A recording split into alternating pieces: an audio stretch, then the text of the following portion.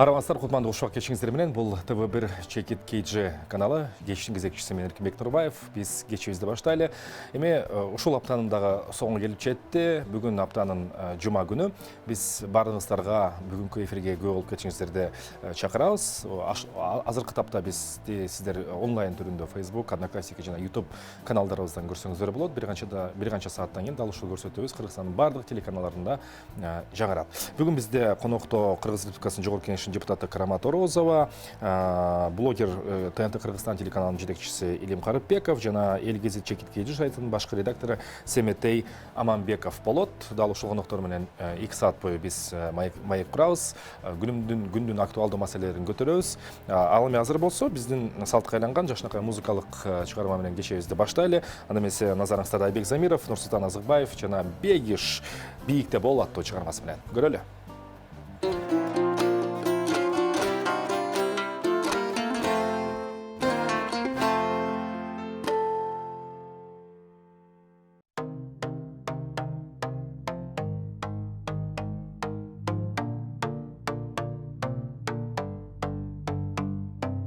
Кылымдарды карыткан көп кишилер зарыккан, улуу менен кыргыз жерим жашап келет жарыкта. Кан тамыры кыргыздар, бийиктеги жылдыздар, жүрөгүндө бекем сактайт өз намысын ул кыздар. Биримдик бизге жан ашсын, бир болуу тынчтык кепири, бакуба жашоо жарашсын, бириксин элим жетирип, бек бололу демирдей биз, сейилсек дагы сынбайлы, сыноолорго жеңилбейли, чындыкты жалгыз тыңдайлы. Ак шум кардай бийикте бол, ачык болуп асманы,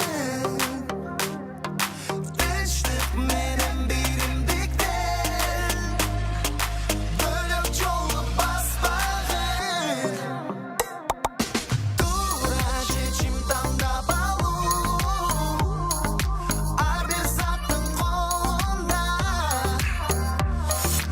Өркүндөгүн кыргыз жерим азаттыктын жолунда.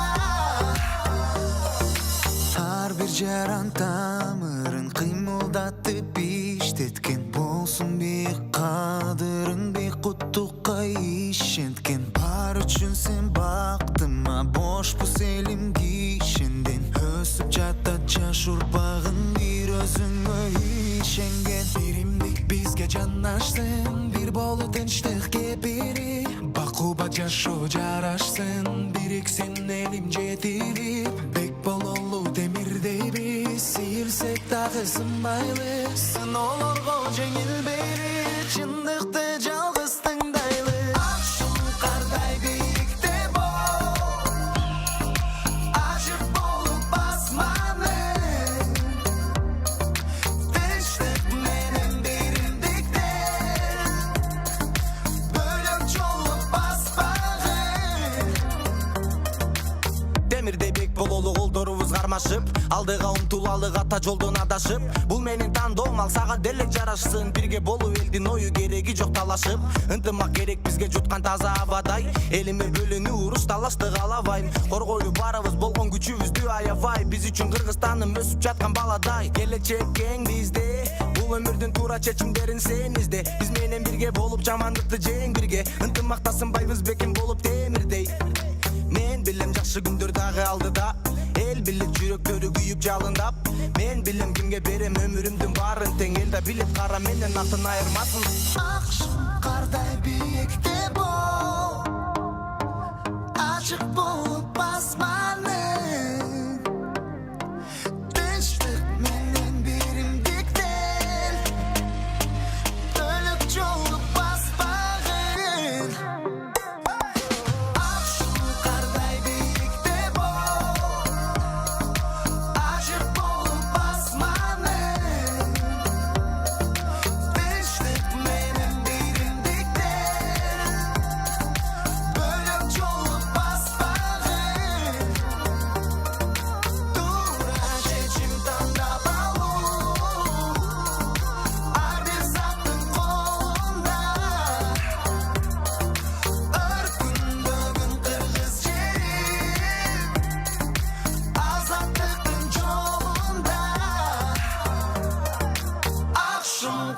талай биікте бол.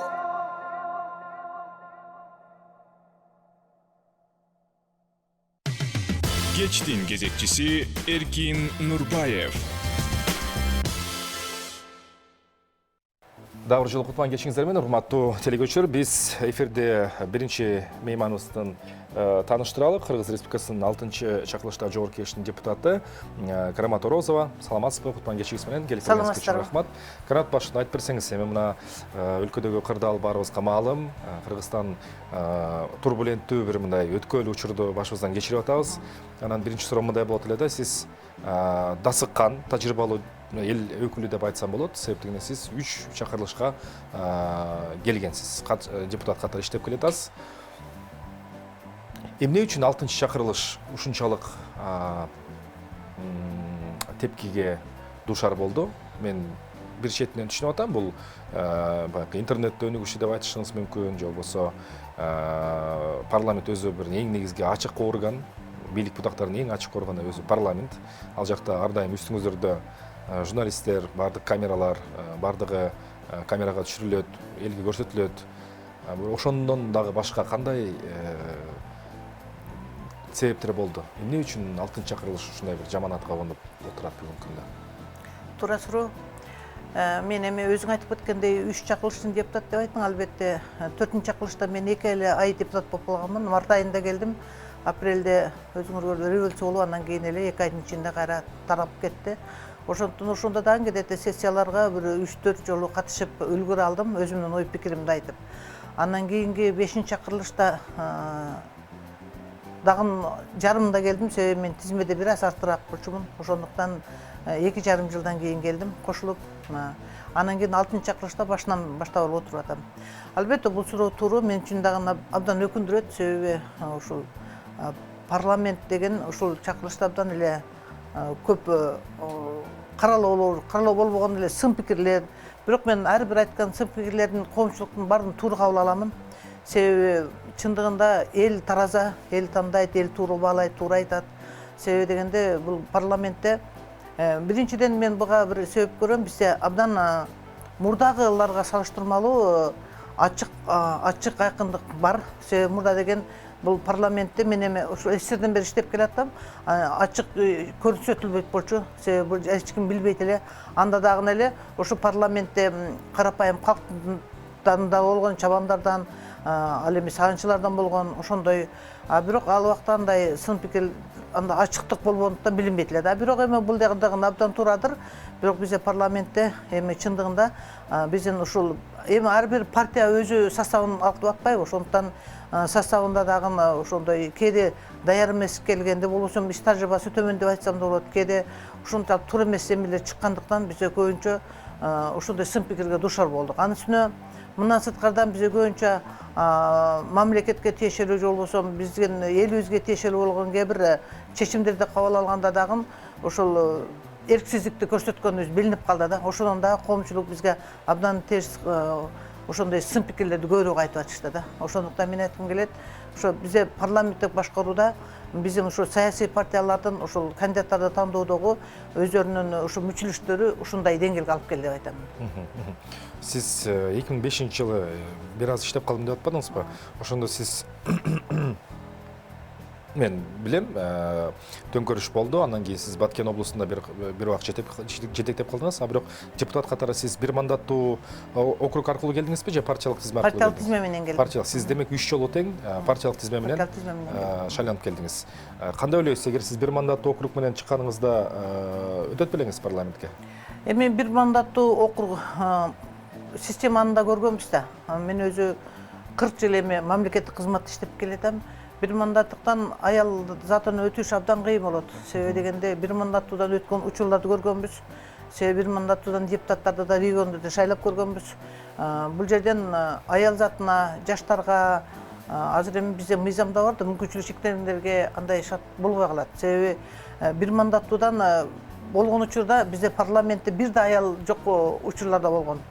Эми аял заты парламентте аралашпаса, үй бүлө, аялдарга тиешелүү мыйзамдар көңүлдүн астында калып калат да.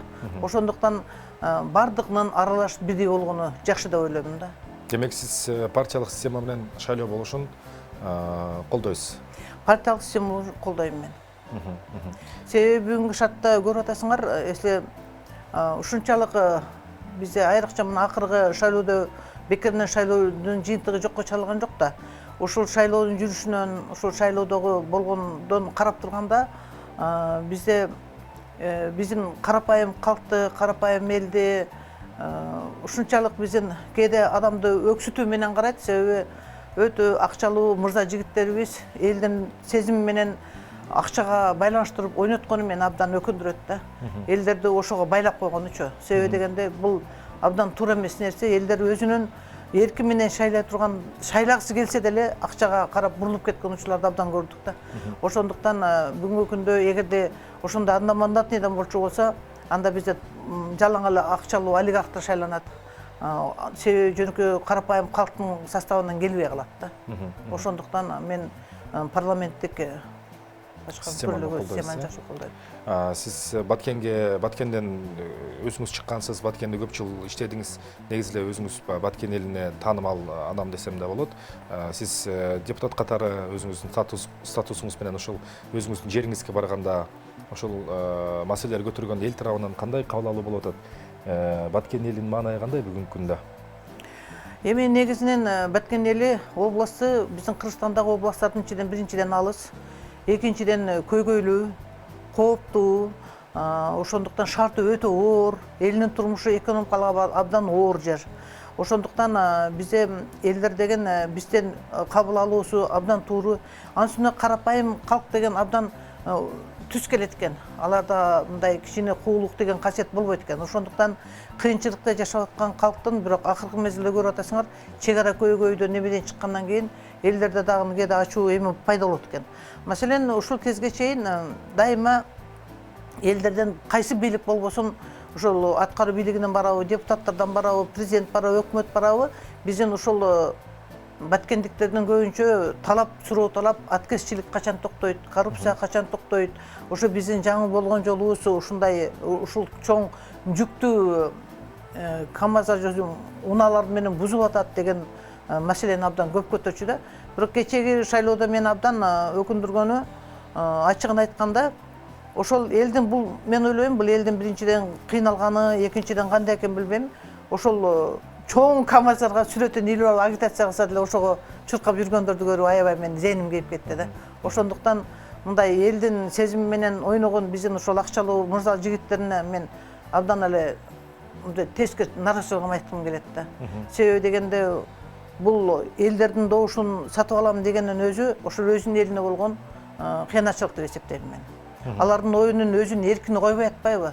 Себеби айрыкча айыл жердесин акчага муктаж адамдардын өзүнүн эркини, укугуну сатып алгандай маанидүү болуп атат. Ошондуктан ушул эл деген айтып түшүндүрсөң абдан түшүнөт, абдан түшүнүп билип эле турат. Бирок айласыз да, мындай ошого барууга муктаж. Ошондуктан мен кээде айтам, ошону биздин ошо жеткиликтүү чоң саясатчылар ушундай нерсеге барбаса деген ойдомун да.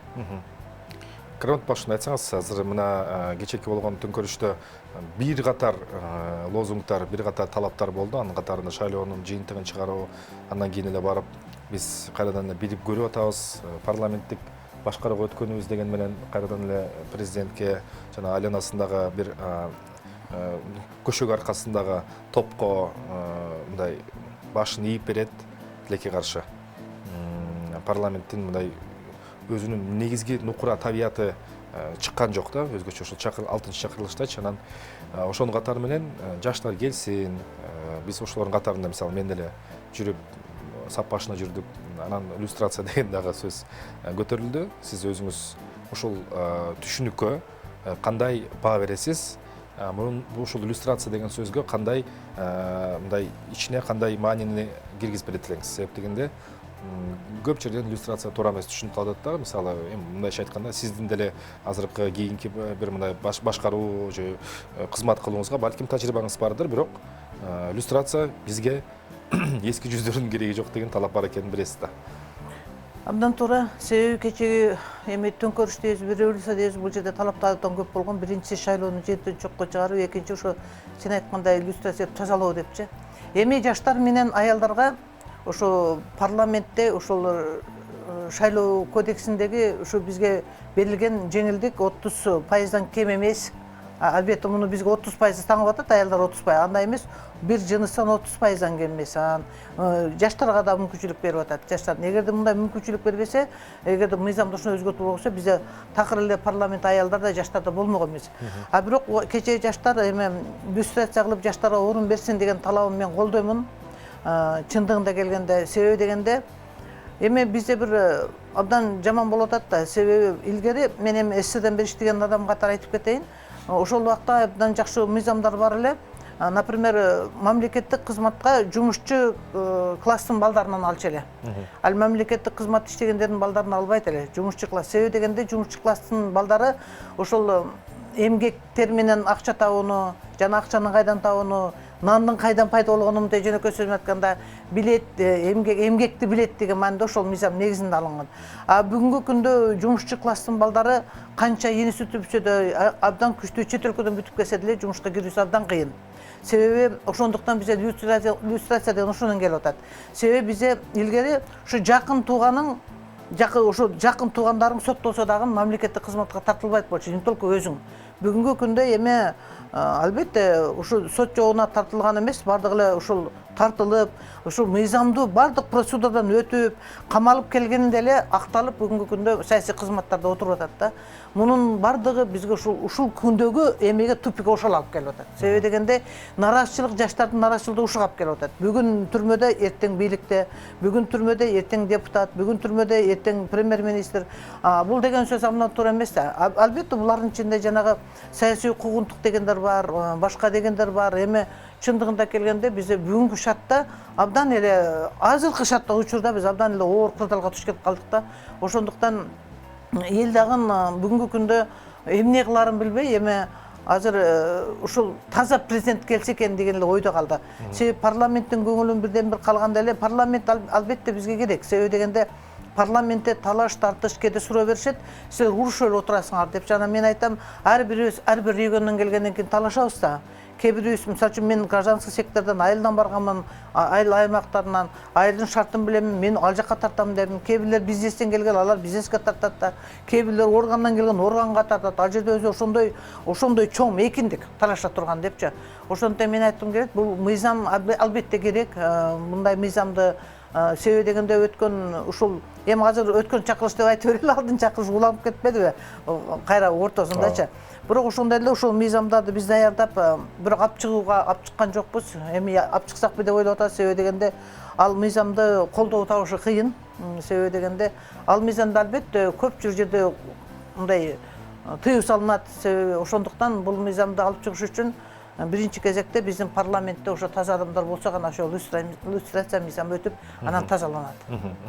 Карант башында сиз ошол жылдын башында, ошону жаңылышпасам 2020 жылдын февраль айларында парламент отурумдары кадимкидей эле өтүп, пандемия келе элек маалында айрым бир депутат, атын унутуп атам, НКО сектору боюнча өзүнүн демилгесин көтөрүп, ошондой бир мыйзам долбоорун алып чыкканда, кароогочу, талкууга алып чыккан. Анан ошондо сиз ошол НКО, башкача айтканда ошо эл арасында НПО деп, бейөкмөт уюмдар деп таанылган кыймылдар боюнча өзүңүз жактап чыккансыз да. Ошонун себептерин айтып кетсеңиз. Себеп дегенде мен мындай байкап отурсам, эл арасында, калың эл арасында НПО деген мындай терс өңүттө кабыл алынып жатат да. Бул чындык. Бирок сиз коргоп чыккансыз. Эмне үчүн? Себеби мамлекеттик эмес уюм бул коомдук уюм, бул граждандык секторда негизинен болгондо дагы ушу граждандардын ичинен эң активдүүлөрдүн бириккен уюмдар болуп эсептелинет. Себеби дегенде кээ бир адамдар мамлекеттик кызматты бергенде анын өтөсүнөн чыкпайт. Бул мамлекеттик эмес уюм, бул өзү уюм ачып, өзү иштеп, өзү таап, өзү элдин укугун коргойт. Кээ бирлери элге ар кандай тармакта өзүнүн кызматын көрсөтө алат. Бул жерде ансына бул НПОлордо негизинен ошол жака киргендердин бардыгы бул жерде кандай тааныш билиш эмес, бардыгы конкурстук негизде алынат. Ал жердечи илимдүү, билимдүү, биздин азыркы илимдүү, билимдүү жаштардын көпчүлүгү ошондой международный организациялар уюмдарда, мамлекеттик эмес уюмдарда иштеп атат. Бирок бүгүнкү күндө ошондагы туура эмес саясат кылып, ошо мамлекеттик эмес уюмдардын ишмердүүлүгүнө ар кандай жаман жалаланан жаап турганы бул абдан туура эмес. мен өкүнөм ошогочу. Ал эми бул мамлекеттик эмес уюмдун деле ошо текшерип чыгуу керек дегендей мыйзам көтөрдү менин коллегаларым. Ал деле биздин мыйзамдардын негизинде иштейт. Себеби бул боюнча атайын мыйзам бар, закон МКО дегенче. Себеби ал МКОлордун деле бардык устав талаптары бизде юстициядан каттоодон өткөн. Бардык өкүлчүлүктөр деле каттоодон өткөн. Алардын каржылоосу бардыгы биздин эмеден өтүп келинет, которулат, текшеринет. Мамлекеттик эмес уюмдар деле өзүнүн ички аудиттеринен же болбосо частный аудиттердин текшерүүдөн өтүп турулат. Эгерде андай текшерүүдөн өтпөсө, ошол каржылай турган донорлор да каржыбайт анычы. Андан сырткары ал донорлор деле аларга жөнөкөй эле мындай акчаны жөнөкөй эле берип кое бербейт. Алардын миссиясы болот, долбоордун миссиясы болот. Ал долбоордун миссиясы боюнча өздөрүнүн текшерүүсү болот. Кандай неме? Мындай дегенде кээ бир мамлекеттик эмес уюмда иштебеген адамдар, же болбосо ал жөнүндө мыйзам менен тааныш эмес адамдар, же болбосо алардын ишмердүүлүгүн көрбөгөн адамдар ага каршы чыга беришет. Себеби дегенде бизде бүгүнкү күндө мамлекеттик эмес уюмдардын азыркы учурда гана кичине эмес аброюн түшүрүп атат, бирок буга чейин маселен абдан эле деңгээли жогорулап кеткен. Себеби дегенде мына бизде ошо гражданское общество деген уюм ошол Кыргызстанда шайлоого байкоо жүргүзүү институтун ошолор киргизген, чындыгында келгендечи. Ошол байкоо жүргүзүү киргизгенде башта как оппозиция катары кылып, башта киргизбестен, башта мындай как-то түрткүлөшүп турган. А бирок кийин түшүнүү менен кайрадан ошол мамлекеттик эмес уюмдун байкоочусуз шайлоо өтпөй ошолду киргизип, өзүлөрү чакырып, өзүлөрү аккредитация берген учурга деңгээлге жеткенбиз.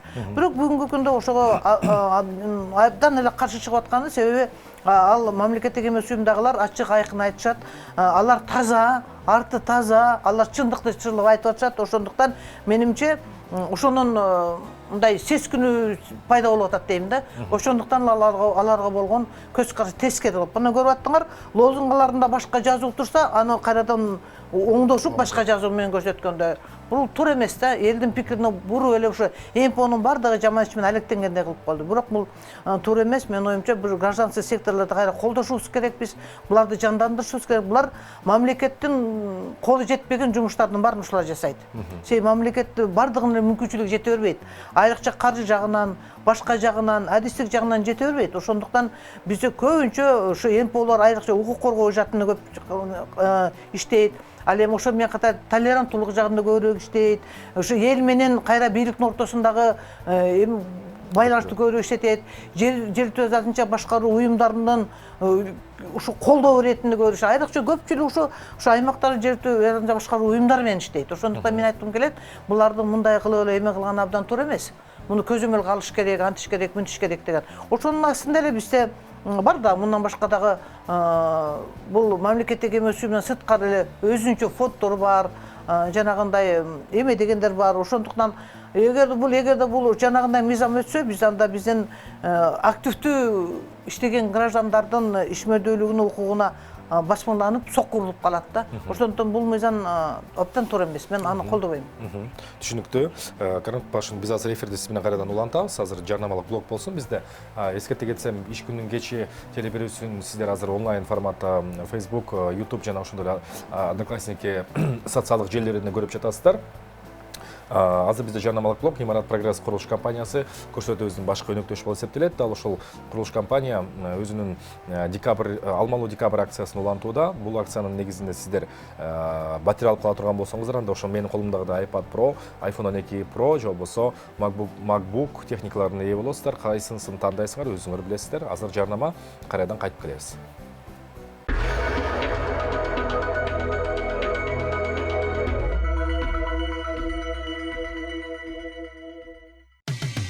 Кечтин кезекчиси Эркин Нурбаев. Иш күнүн кечи уланууда бизде конокто Карамат Орозова, Жогорку Кеңештин депутаты. Биздин маегибиздин экинчи бөлүгүн учурдагы болуп аткан саясий кырдаалга көңүлүбүздү буралы. Андай болсо мен сиздин депутат катары, Кыргызстандын жараны катары суроо беришим керек. Албетте 10 январь күнү мына президенттик шайлоо гонкасы старт алды кеч жакында. Аны менен катар ошол эле күнү канча да бир себептер менен улам анан өтө тездик менен биринчи конституциялык проектти бышыктайбыз деп аракет кылды эле айрым күчтөр. Ал болгон жок. Анан референдум маселеси болду. Плебисцит деп коет. Элдин тандоосуна коюлду. Сиздин оюңузча биздин эл ушундай орчундуу маселени чечкенге саясий, маданий көз караштары бышыкталдыбы, даярбы, же болбосо бул кайрадан эле манипуляция болуп калат абы? Мындай да, конституцияга өзгөртүү киргизсе болот эми, өзгөртүү киргизбей болбойт эмес, болот.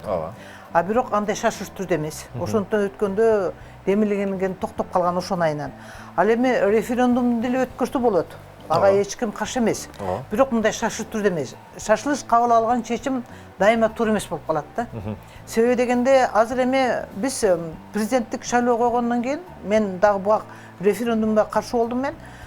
Себеби бул президенттик шайлоо өткөндөн кийин деле өткөрсөк болмак да. Бизде андан ары дагы жашоо бар, жашоо уланат дегендей. Себеби бул президентке коюлган талапкерлерден кимиси өтөт, кимисин пешенесине жазат. Может быть, ошо өткөн талапкерлерге, может быть, азыркы президенттик, парламенттик башкаруу ушул форма туура келет, ынанат болчу ошого. Ошондуктан мен муну шашыш түрдө кабыл алган абдан каршымын. Себеби дегенде бул референдумга коюлган маселеден мен абдан корком да. Себеби референдум деген коюлган нерсе сөзсүз түрдө өтүп кетет. Себеби бизден карапайым калктын көпчүлүгү мындай маалымат толук жетпейт, эл ага даяр эмес да. Себеби дегенде бүгүнкү күндө айрыкча жана биринчи блогунда айтып кеткендей парламентти ушундай деңгээлге даярданып келинди болчу. Ушу 6-чакыртуу ушуга даярдалды. Себеби бардык туура эмес чечимдерди парламент аркылуу кабыл алынды. Бардык жумуштан кетип парламент аркылуу болду, мындай терс көрүнүштөр. Ошондуктан парламентти элге ушунчалык жек көрсөтүп туруп, анан кийин ушул референдумга алып келди да атайынчы. Анан эл деген парламенттин сиз деле жашасак болот экен дегенди туудурду да. Ошондуктан бул абдан туура эмес. Биз президенттик башкарууну көрүп келдик да. Президенттик башкаруудан кийин биз атайын өнүккөн өлкөлөргө теңелели, алдына жылалы деп ошондон парламенттик башкаруу өтүлдү. Бирок биз азыр биринчи стадиясында президенттик парламенттик башкаруу бул жаман болгон жок. Себеби бүгүнкү күндө парламент канча көзөмөл кылды, канча мыйзамдарды кабыл алынды, парламентке аял затынан аралашты, парламентке жаштардан аралашты, парламентте айрыкча социалдык коргоого муктаж болгондорго тиешелүү мыйзамдар кабыл алынды, айрыкча үй бүлөнү коргой турган мыйзамдар, жаштарды. Ошондуктан бул парламент эле жемишин жакшылап аткарды. Бирок бүгүнкү күндө президенттик башкаруудагы унутпашыбыз керек да. Президенттик башкаруу мезгилинде кандай оор кыйынчылыктарды өткөнбүз. Маселен, ошол мезгилде мен мамлекеттик кызматтарда иштеп жүргөнмүн. Ошол мезгилде билесиңер, көпчү силер жаштыңар, мугалимдерди мамлекеттик кызматтагылардын эмгек акылары 1 жылда 1,5 жылда төлөнгөн эмес. Мен ата-энем мугалим. Төлөнбөй көпчүлүгү мугалимдер таштап, көпчүлүгү Россияга кетип калышкан. Айрыкча орус тилчилер, айрыкча ошол мезгилдерде мектептерде пенсионерлер эле калган. Жана мүмкүнчүлүк чектелген мугалимдер калган да. Андай учур бар президенттик башкаруучусунда болгонда. Мындан сырткары эмгек акыга продукталар берилген. Жада калса эч кандай мүмкүн эмес пособие менен пенсияга дагы ошол продукталар берилген. Un, же болсо курттаган un, курттаган күрүч дегендей, кийим кече дегендей, жада калса кээде ошол спирттик ичимдиктери дагы берилген. Ошондо биз ошол мезгил президенттик башкаруу болгондо. Андан сырткары бюджетте көзөмөл кылган органдын жогудан бир адам башкаргандыктан айыл аймактарында бүт курулуштардын бардыгы ашар жол менен курулган. Айрыкча Баткенден мектептин 90% ашар жол. Ашар жол менен деген сөз фундаменти жок, курулуштук бүт нормаларга дал келбеген, бизде пайдабал деп коет. Ошондой курулуштар менен курулган. Мына парламенттик, президенттик башкарууга өттүк эле, ошол көзөмөл болуп бюджеттик карап, контроль көзөмөл кылган айынан биз бүгүнкү күндө ошол Кыргызстан боюнча 500дөн ашык болсо, Баткен облусу боюнча 58-60га жакын авариялык ошол ашар жол бүткөн мектептерди, больницаларды өзүнө келтирип, калыбына келтирди. Ошондуктан бизде жылыш барбы кыйла эле, ошону биз көрө билишибиз керек да. Ал эми президенттик башкарууга келгенде, бир адамдын башкаруусу келгенде анда туура келбей калат да. Ошондуктан биз кайра шаг назад артка кетпей, кайра наоборот, чисто президентский парламентти көрдүкпү? Эми чисто парламенттик башкарууга өтүш керек. Бирок мында кичине туура эместер болуп калды. Себеби бизде партиялык,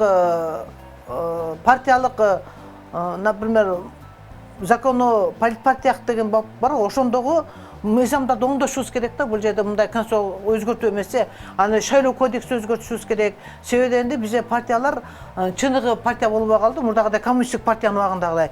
Бизде партиялар шайлоонун алдынан уюшулуп эле партия түзүлүп, ошондуктан баягы партия деген өзүнүн миссиясы, например, мен өзүм Кыргызстан социал-демократ партиясы. Биздин партиянын уставы миссиясы боюнча биз социалдык теңчиликке жетүү, социалдык лизимди куруу, аны колдоо, теңчиликте жашоо деген. Эми азыркы партияларда андай нерсе жок болуп калды да. Ошондой идеясы барлар бир партияга топтолуп. Азыр эми андай идеясы жок эле, наоборот, капчыгына карап топтолуп, кызыкчылыгына карап топтолуп, кийин парламент өткөндөн кийин ошол партиядан чыгып кетип, мен эми туура келбей калды, мен эркин депутат болом деген учурлар дагы ошого туш келип атат да. Ошондуктан мен айткым келет, ушундай биз өзү партиялык системаны дагы өзүбүз бузуп алдык да. Эгерде бузуп алып алсак, менин оюмча, бул чисто парламенттик системага өтсөк, андан да жакшы болмок да. Себеби дегенде кечээ күндө өкмөттү эми парламенттин өкмөтү болуш керек. Парламенттин өкмөтү болуш үчүн азыр айтып атышпайбы? 120 көптүк кылат деп. Баштан мен деле аймактарда жүргөндө 120 көптүк кылат деген. Бул жака келгенден кийин түшүндүм, көптүк кылбайт экен. Себеби бизде мурда СССРдин убагында комсомол резерв партия деп, комсомолдон жаштар тайбаланып, анан партияда иштеген. Бүгүнкү күндө ошол парламентке келип жаштар мыйзам менен иштөөгө тарбияланып аткаруу бийлигине балган абдан жакшы экен.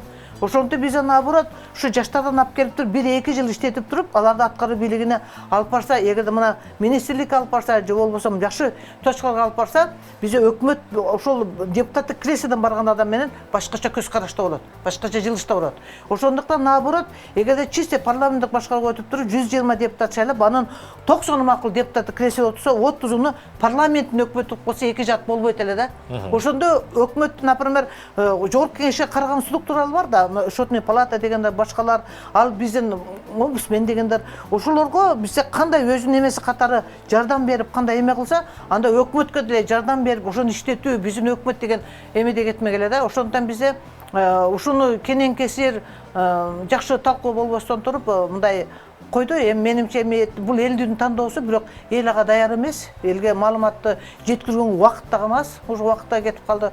Ошондуктан биз кайрадан атка кетип атканыбыз бир аз мени өкүндүрөт да. Грант башындагы биздин маегибиз тилкаршы соңуна келип калды. Анан акыркы суроо сизге мындай эркин микрофон иретинде болсун. Сиз өзүңүз адам катары чоң жолду басып өттүңүз, мамлекеттик кызматкер, анан кийин эл өкүлү катары мамлекеттик баягы турмуштан да катыштыңыз. Кыргызстанда акыбал азыр бүдөмүк, түшүнүксүз, албетте, будуң чаң болуп атат, бирок биздин келечегибиз кандай болот? Ошол суроого мындай. Эми мындай да. Өзүңүздүн позицияңызды айтып койсоңуз. Жаманды көрмөйүн, жакшынын кадырына жетпейт деген. Эми бул элдин тандоосу. Элдин тандоосуна коюлгандан кийин эл өзү тандап, өзү коет. Президентти дагы, референдумда дагы өзүлөрү тандайт. Бирок менимче эл туура тандайт деп ишенемин. Мындай туңгуюктан чыгып кете алабыз деген ойдомун. Себеби дегенде бизде абдан билимдүү жаштарыбыз көп. Андан сырткары бизде коммунисттик партиянын убагында жүргөн аксакалдарыбыз көп, насаат айта турган. Себеби коммунисттик партиянын убагында ошо партия жетектеп тургандагы ошол бизде согуштан кийин дың жерлерди өздөштүрүүдө мындан да оор мезгилде ошо коммунисттик партия чыгарган.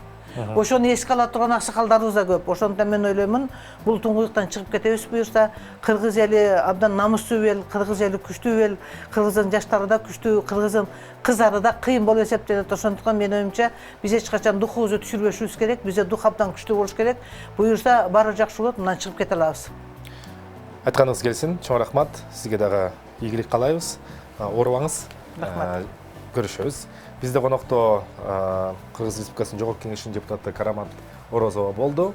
Ал эми биздин эфир бир кызыктуу сюжет менен уланат. Кандай десеңиздер, Абдулас Малдыбаев атындагы опера жана балет театры кечээ жакында Ингерсонун чыгармасы менен премьера кылып, биздин кесиптештер репортерлор багып өз көзү менен көрүп келди. Бул кандай чыгарма, сөз эмне жөнүндө болду? Кийинки сюжетте көрөлү. Андан соң кийинки мейманыбыз Элим Карыпбеков дагы келип калды. Көрүшөбүз.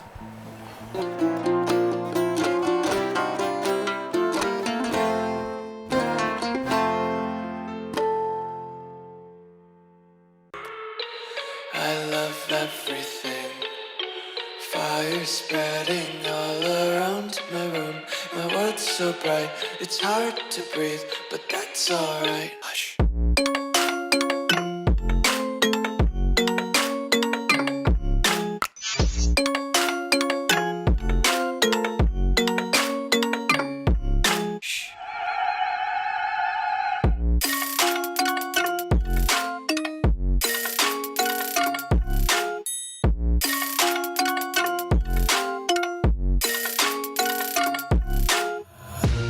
keep my eyes open.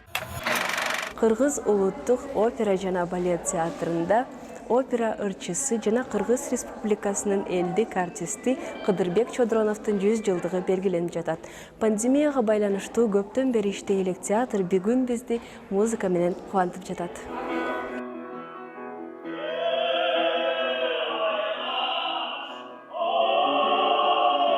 Баягы ушу биздин театрыбызда эмгеги абдан зор, ошол театрдын пайдубалын түптөп кеткен биздин корифейлери агайыбыз болуп эсептелет. Анан агайдын ушул бүгүнкү концертте агайдын катышкан операларынан биз үзүндүлөрдү, арияларды аткардык. Агайдын Манас операсында агай Манастын партиясын аткарган Токтогул операсында Токтогулду.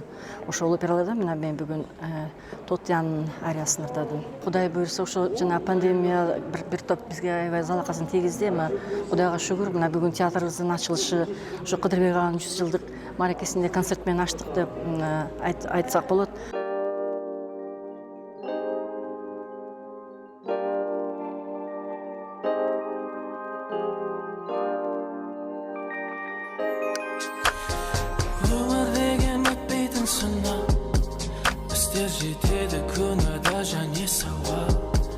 Адам сынап жүргенді таста, өзгерісті тек өзіңнің ғана баста. Біздің сүйікті ағайымыз Кыдырбек Чодроновтун біз негизи Кыргызда чоке деген абдан ушундай сыймыктуу атка конгон. Ошондуктан Кыдырбек агайыбыздын кызы келипкен экен. Ошо кызын чыгырып коюңуздар. Анара Кыдырбековна, өтүп берсеңиз. Келиңиздер. Кол жабылар менен сөз алабыз.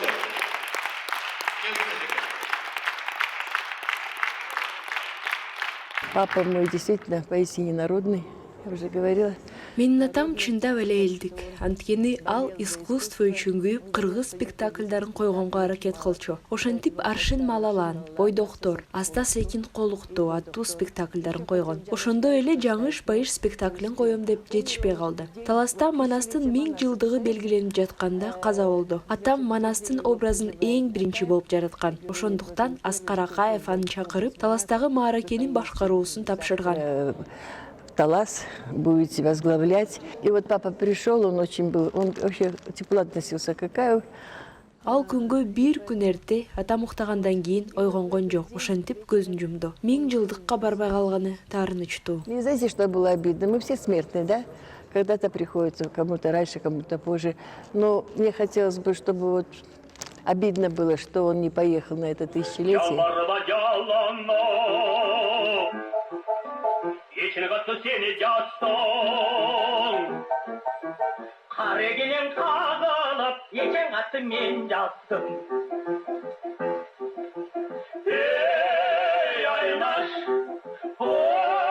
aynaş, aynaş, aynaş.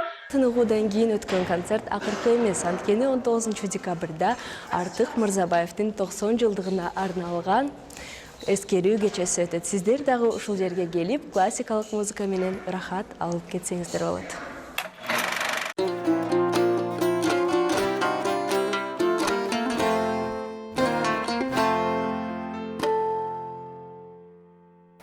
Иш күнүн кечи берүүбүз кайрадан ободо. Сиздердин эсиңизге салып өтсөк, биздин эфирибиздин түз байланышуу жана суроо жөнөтүү номерлору 078 996 996. Биз учурда социалдык желилерде Одноклассник, Facebook жана YouTube каналдарды чыгатабыз. Бир канча сааттан кийин дал ушул көрсөтүүбүздү сиздер Кыргызстандын бардык телеканалдарында TV1 Чекит KG Бишкек шаары каналынан көрө аласыз. Кийинки коногубуз ТНТ Кыргызстан телеканалынын жетекчиси блогер Илим Карыпбеков. Саламатсызбы? Кутлан кечиңиз менен. Саламатчылык. Илим мырза, келипкениңизге ыраазычылык билдиребиз. Маекти мен мындай сиздин жекелик маселеңизден баштагым келип турат. Тагыраак айтканда, бардыгыбыз билебиз, мындан бир канча жыл мурун башыңыздан бир орчундуу окуялар өтүп, автокырсыкка кабылгансыз. Андан чыктыңыз. И ошол окуядан кийин сиздин жашоого болгон көз караштарыңызда өзгөчө мына блогерлик ишиңиз дагы күчөп, көп маселелер боюнча мындай кандай айтсам, ачык айрымдык менен айтып жүрөсүз да. ошол сиздин жашооңузда, жеке турмушуңузда болгон окуя, башкача айтканда мындай актык менен бир сыра коштошуп, анан кайра кайтып келгенден кийин ошол өмүр, ошол жашоо эмнеге арзыбайт, эмнеге татыбайт экенин сезгенсидей алып жүрөсүз да өзүңүздү? Мен блогерлик ишиме же болбосо жана айтып ачык ой пикиримди билдиргенге бул өткөн кырсыктын эч кандай тиешеси жок. Ал башка себептен азыр айтып берем. Ал эми кырсык боюнча, ал боюнча көп суроо берген. Көп суроо беришкен, өзгөрүлдү, кандай болду, эмне болду деп. Бул боюнча деле эч жашырбай айтып берем. Эч мындай кыйла деле бир өзгөрүүлөр болгон жок. Себеп дегенде мен мурда эле жашоону аябай жакшы көрчүмүн. Жашоону баалап, ар бир демимди баалап жүрчүмүн. Бул кырсыктан кийин, автокырсыктан кийин андан дагы көбүрөөк баалап калдым да. Андан дагы көбүрөөк мындай өзүңө көбүрөөк көңүл буруш керек экениңди, жашоо көз ачып жумгучакты аябай бат, тез аккан суудай болуп алып кете берет экенин, жакындарыңа, үй бүлөлөрүңө көңүл буруш керек экенин, мисалы, андан да жакшы түшүнүп калдым да. Ал эми ой пикирим ачык билдиргенимде бул себеби эле мен КТРКдан кеттим да. КТРКда көп мисалы адамдар дагы айта беришет да, эмне сен ошол КТРКда жүргөндө муну айткан жоксуң депчи. КТРК мамлекеттик кызмат да. Ооба. Мамлекеттик кызматта кайсы жерде болбосун, ал жерде өзүнүн чектөөлөрү бар. Мамлекеттик этика деген болот. Ал жерде өзүнүн иерархиясы бар болот. Анан эгерде ал жерде отуруп алып баягы эл ойлогондой эле отуруп алып өз ой пикириңди ой келди эле ошол жердеги бийликтин, ошол жердеги саясаттын башка жакталып сүйлөй берсең, албетте ал жерде сенин иштегениңден дагы майнап чыкпайт, натыйжа да чыкпайт. Жанагы мамлекеттик кызматкердин этикасын дагы бузасың. Ошондуктан көп нерсе чекпейт, көп нерсени айта албайсың.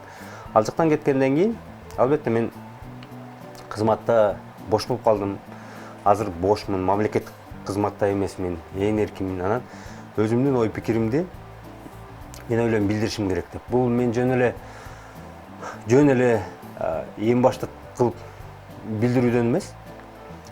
Мен ойлойм, биз канча көп адам өзүнүн ой пикирин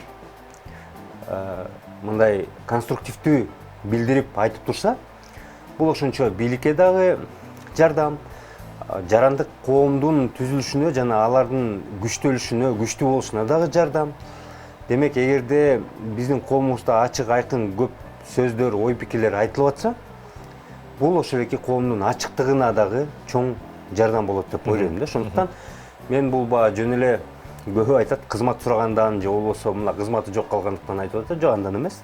Мен кайра айтып кетмекчимин, мисалы көп адам өзлөрүнүн ой пикирин эгерде жанагындай мамлекеттик кызматкер болуп бир чектелбесе же башка бир этикалык себептерден өзүн чектелбесе, айтып турууга чакырат элем да. Себептен ар бир биздин мамлекетте ар бир адамдын ою маанилүү болуш керек деп ойлойм.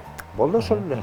Илим Барекевич, айтсаңыз, мына сиз ар чыккан мына биздин тил менен айтканда инфоповодко маалымат себебине өзүңүздүн оюңузду көп нерсе билдирип жүрөсүз.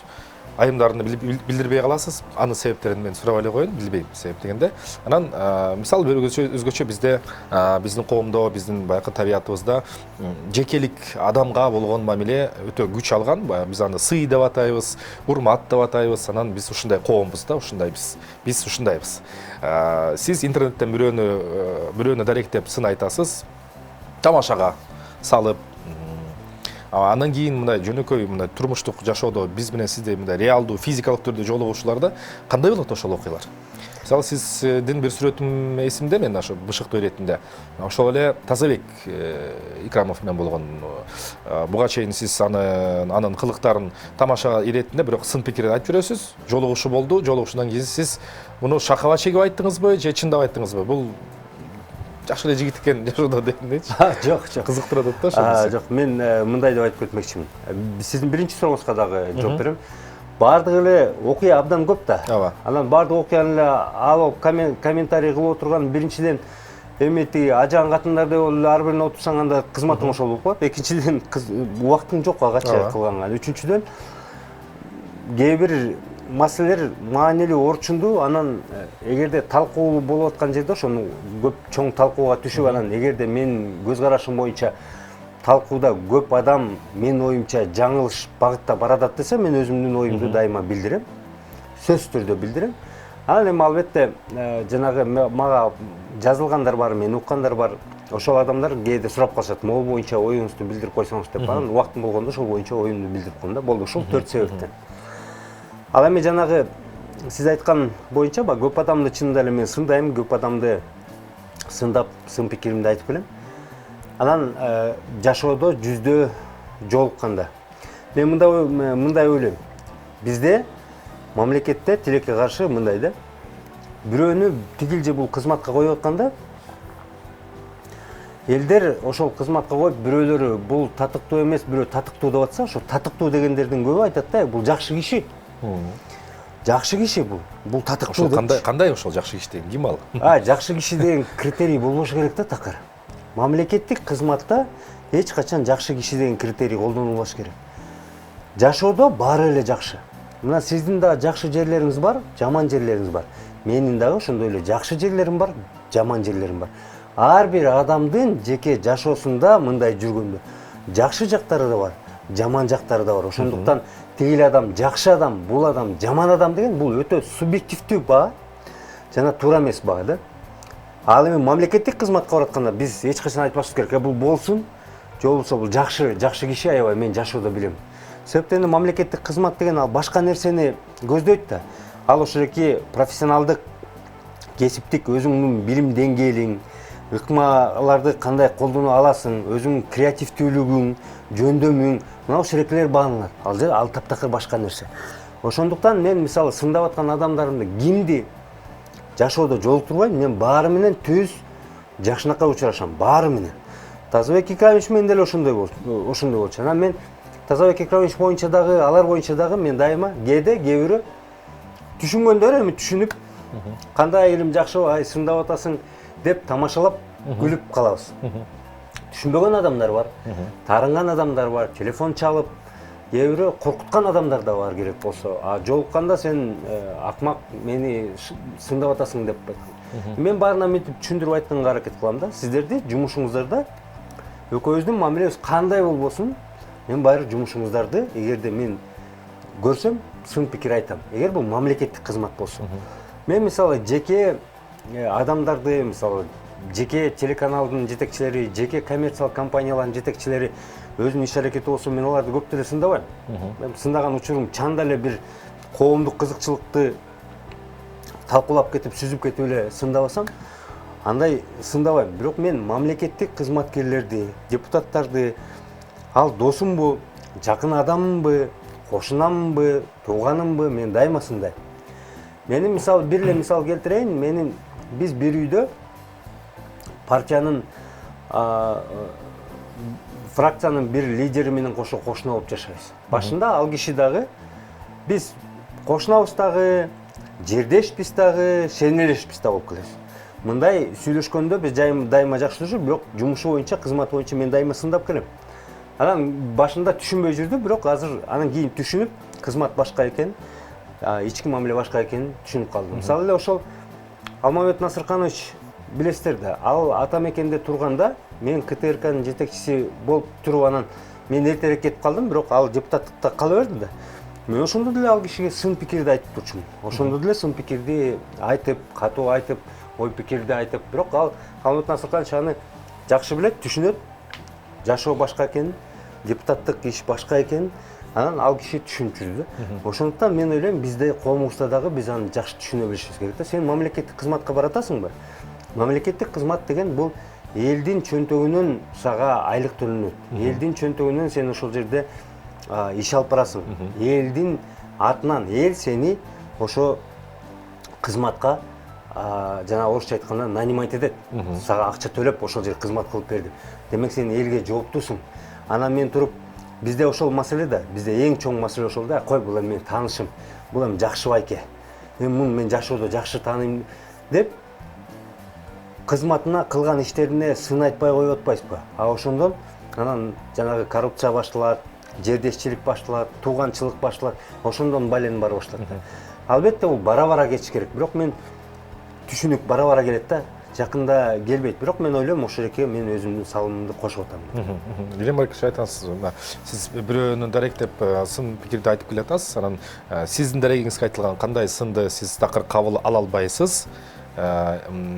Керек болсо ошол адам менен мындай жолукканда балким өзүңүздүн мындай пикириңизди коорс мааниде билдирип коет турсуз, билбейм. Кандай сын? Мен бир дагы өзүмдүн мага катталуучуларым менен ал сын айткандар менен эч качан акыйне айтышып, тытышып, кырылышып отурбайм. Алардын сын пикирин, кандай сын пикир болсун бүт баарын кабыл алам. Бир гана мазактоолор болуп кетет. Адамдын аброюна шек келтирген бир жаман, аябай өтө эле пас сөздөр менен айтып келет. Ошол эрекелерди мен алар менен да мындай тытышып, кырылышып отурбайм, жөн эле блоктоп эле жаап коем да. Демек ал адамдар менен мен жүрө албайм. Өзүм жаман ыплас, мазактоо сөздөрдү эч качан колдонбойм. Кээ бирөөлөр бар, жакшы түшүнбөй жана какшыкты түшүнбөй, анан өзлөрүнө жеке кабыл алган адамдар бар да. Бирок аларга деле көп маани бербейм, себеп дегенде какшыкты түшүнүш үчүн кайсы бир деңгээлде өзүңдүн билим деңгээлиң дагы бийигирээк болуш керек, коомдун дагы мындай түшүнүк деңгээли дагы кичине өйдөрөөк болуш керек деп аны дагы түшүнүп мен кабыл алам. Ошондуктан мен эч ким менен сөгүшүп, сагышып, сен кушсуң, ооба сен тигиндейсиң деп эч качан айтышпайм. Угуп кабыл алам. Кандай гана сын пикир болбосун кабыл алам. Рахмат, биз азыр маекте кийинки блокту саясий маселелерге арнайлы. Азыр болсо бизде Имарат Прогресс курулуш компаниясы тууралуу айта кетели. Жарнамалык блок болот. Алдыда дал ушул курулуш компаниясына сиздер декабрь айы ичинде үй батир алган болсоңуздар, анда алмалуу акциясынын алкагында iPhone 12 Pro, MacBook Pro же болбосо менин колумдагы да iPad Pro техникасына ээ болосуз. Белекке аласыз, кайсысын тандайсыз, өзүңүз билесиз. Жарнама, бир аздан кийин Илим Майрамбеков менен болгон маегибизди улантабыз. Кеттик.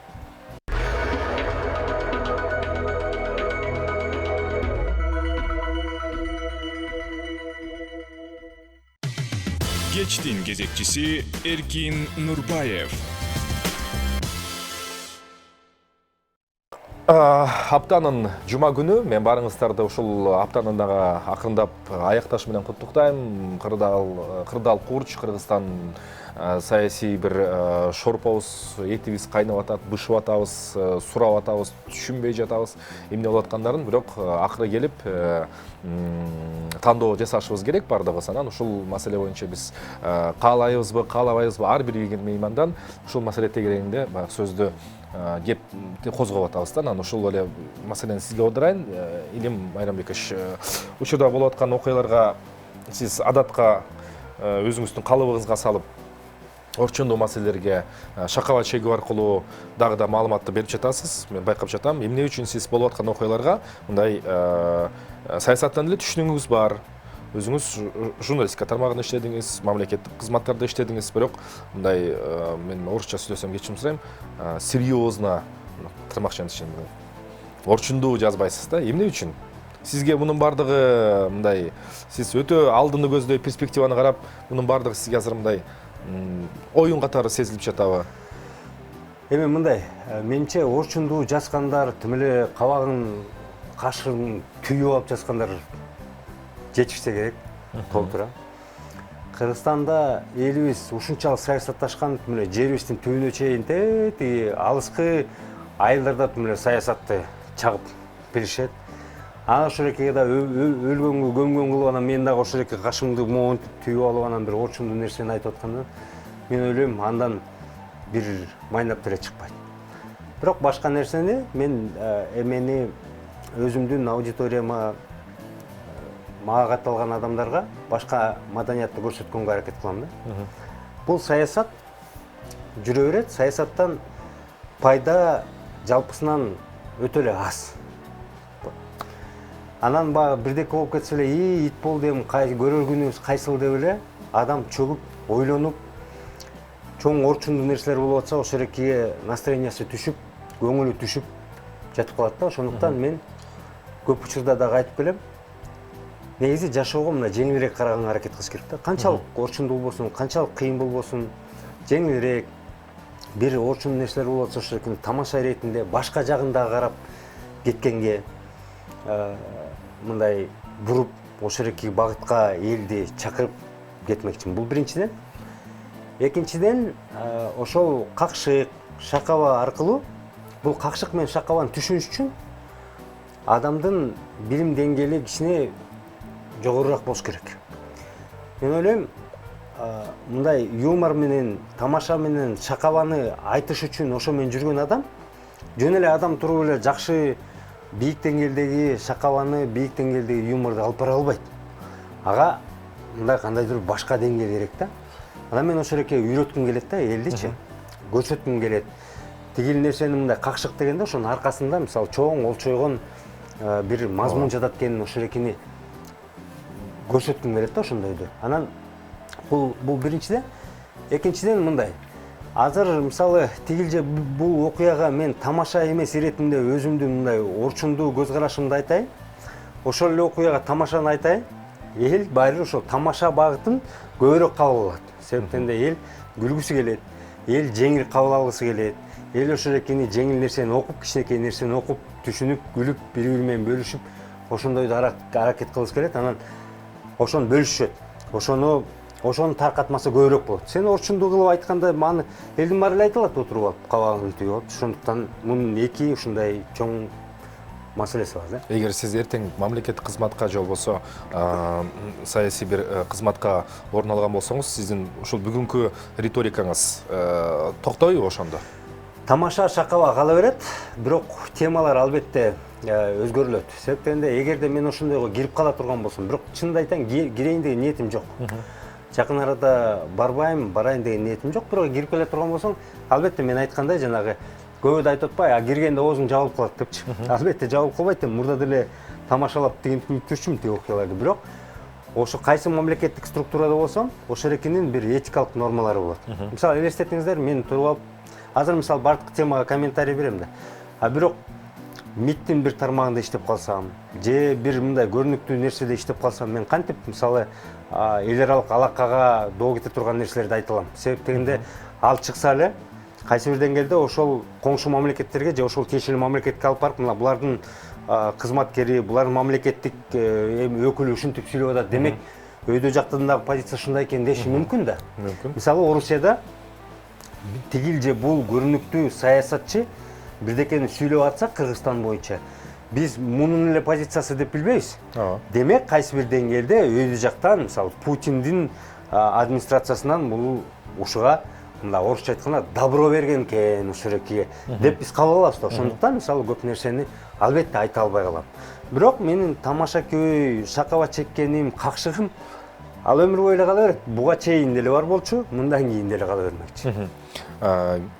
Путин деп калдыңыз, сиз мен билем жаңылыктарды окуйсуз. Биз катары кече күнү өзүнүн чоң пресс конференциясын берди. Анда Кыргызстан боюнча Мир телеканалы журналистине болгон жообун уктуңуз.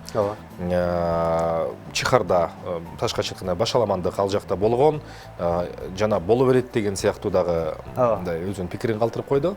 Анан Кыргызстан парламенттик ал конкреттүү түрдө айтты, парламенттик башкарууга эли дагы, электораты дагы, саясий маданияты дагы бышып жете элек. Аларга негедир мен үчүн таң калыштуу болду. Негедир Англия менен анан Францияны мисал кылып келтирип койду да. Ошол боюнча сиздин оюңузду билгиз келип турат. Себеп дегенде ошол айланып келип эле Илим Байрамбековдун учурдагы баягы референдумга 10 январда болгон экинчи маселеге дагы ошону кошо айта кетсеңиз туура болчудай. Мен мындай деп айтып кетмекчимин. Албетте Путин эч качан бизде болуп аткан парламенттикке багыт алган тараптарды, күчтөрдү эч качан колдобойт. Себептен да Орусия бул президенттик автократтык мамлекет. Толуктуу түрдө бүт бийлик бутактары эмне деп Путин айтпасын, бул Путиндин колунда. Бүт барын ошол жалгыз ошол киши кармап турат. Анан мисалы булар көп өлкөлөрдү жоготуп ийди да. Булар өзлөрүнүн карамагында. Бул каалайбызбы, каалабайбызбы, бул мурда чоң империя болуп турган, гегемон болуп турган. Азырда кайсы бир деңгээлде ошол багытта саясатын жүргүзгөнгө, өзүнүн дүйнөдө ордун сактап калганга булар саясатын жүргүзүп атат да. Ошонун тегерегинде мынакей Украинаны жоготобуз деп жоготуп алдында турат. Мен ойлойм жоготту, бул кайсы бир деңгээлде жанагы башаламандыкты Донбасста, бер жакта кармап отурушат. мына тиги Грузияны таптакыр жоготушту, ал жерге таасир эте албай калышты. Бирок ошондо дагы тиги бир бөлүгүн, мына силер кеттиңерби, мына бир бөлүгүн деп жерди алып койду. Көрдүңүздөрбү, мисалы булар башкага өлкөлөргө сигнал берип атат да, силер биздин таасирибизден кетесиңерби? Анда момундай нерсени көрөсүңөр. Биздеги парламенттикке багыт алган күчтөрдү эч качан колдобойт, себептен өзү президенттик болуп атса, анан туруп алып, Кыргызстанда жакшы окуя болот демек беле. Тегеректеги Борбор Азиянын башка өлкөлөрүнүн баары бул президенттик автократтык башкаруудагы тоталитардыкка жакын болгон демократиялык өлкө деген менен булар автократтык өлкө болуп турат да. Ошондуктан буларга дагы бир кайсы бир деңгээлде биздин сөз эркиндигибиз, ээн сүйлөй алгандыгыбыз албетте буларга жакпайт. Анан кайсы бир деңгээлде ошо элине таасир этет, коомуна таасир этет деп булар жалпыга маалымат каражатынан дагы, өзлөрүнүн саясатынан дагы, өзү айтканда дагы Кыргызстанда болуп аткан окуянын баарын башаламандык деп гана тааныйт. Бул башаламандык деп. Эч качан Кыргызстанда мындайдыр бир процесстер, өзгөрүү процесстери жүрүп атат деп булар айтпайт. Мен билгенден Путин биринчи жолу ошол сүйлөгөн сөзүнүн комментарийинде биринчи жолу мойнуна алып сүйлөгөнү Кыргызстан өзүнүн жолун издеп атат деп биринчи жолу айтты. Буга чейин жалаң гана башаламандык деп айтчы. Мен ушул жагы менен гана макул болуп өзүм комментарийим бердим. Чынында эле мен ойлойм, Кыргызстан биз өз жолубузду издеп тамдап аткан учурубуз, өз жолубузду.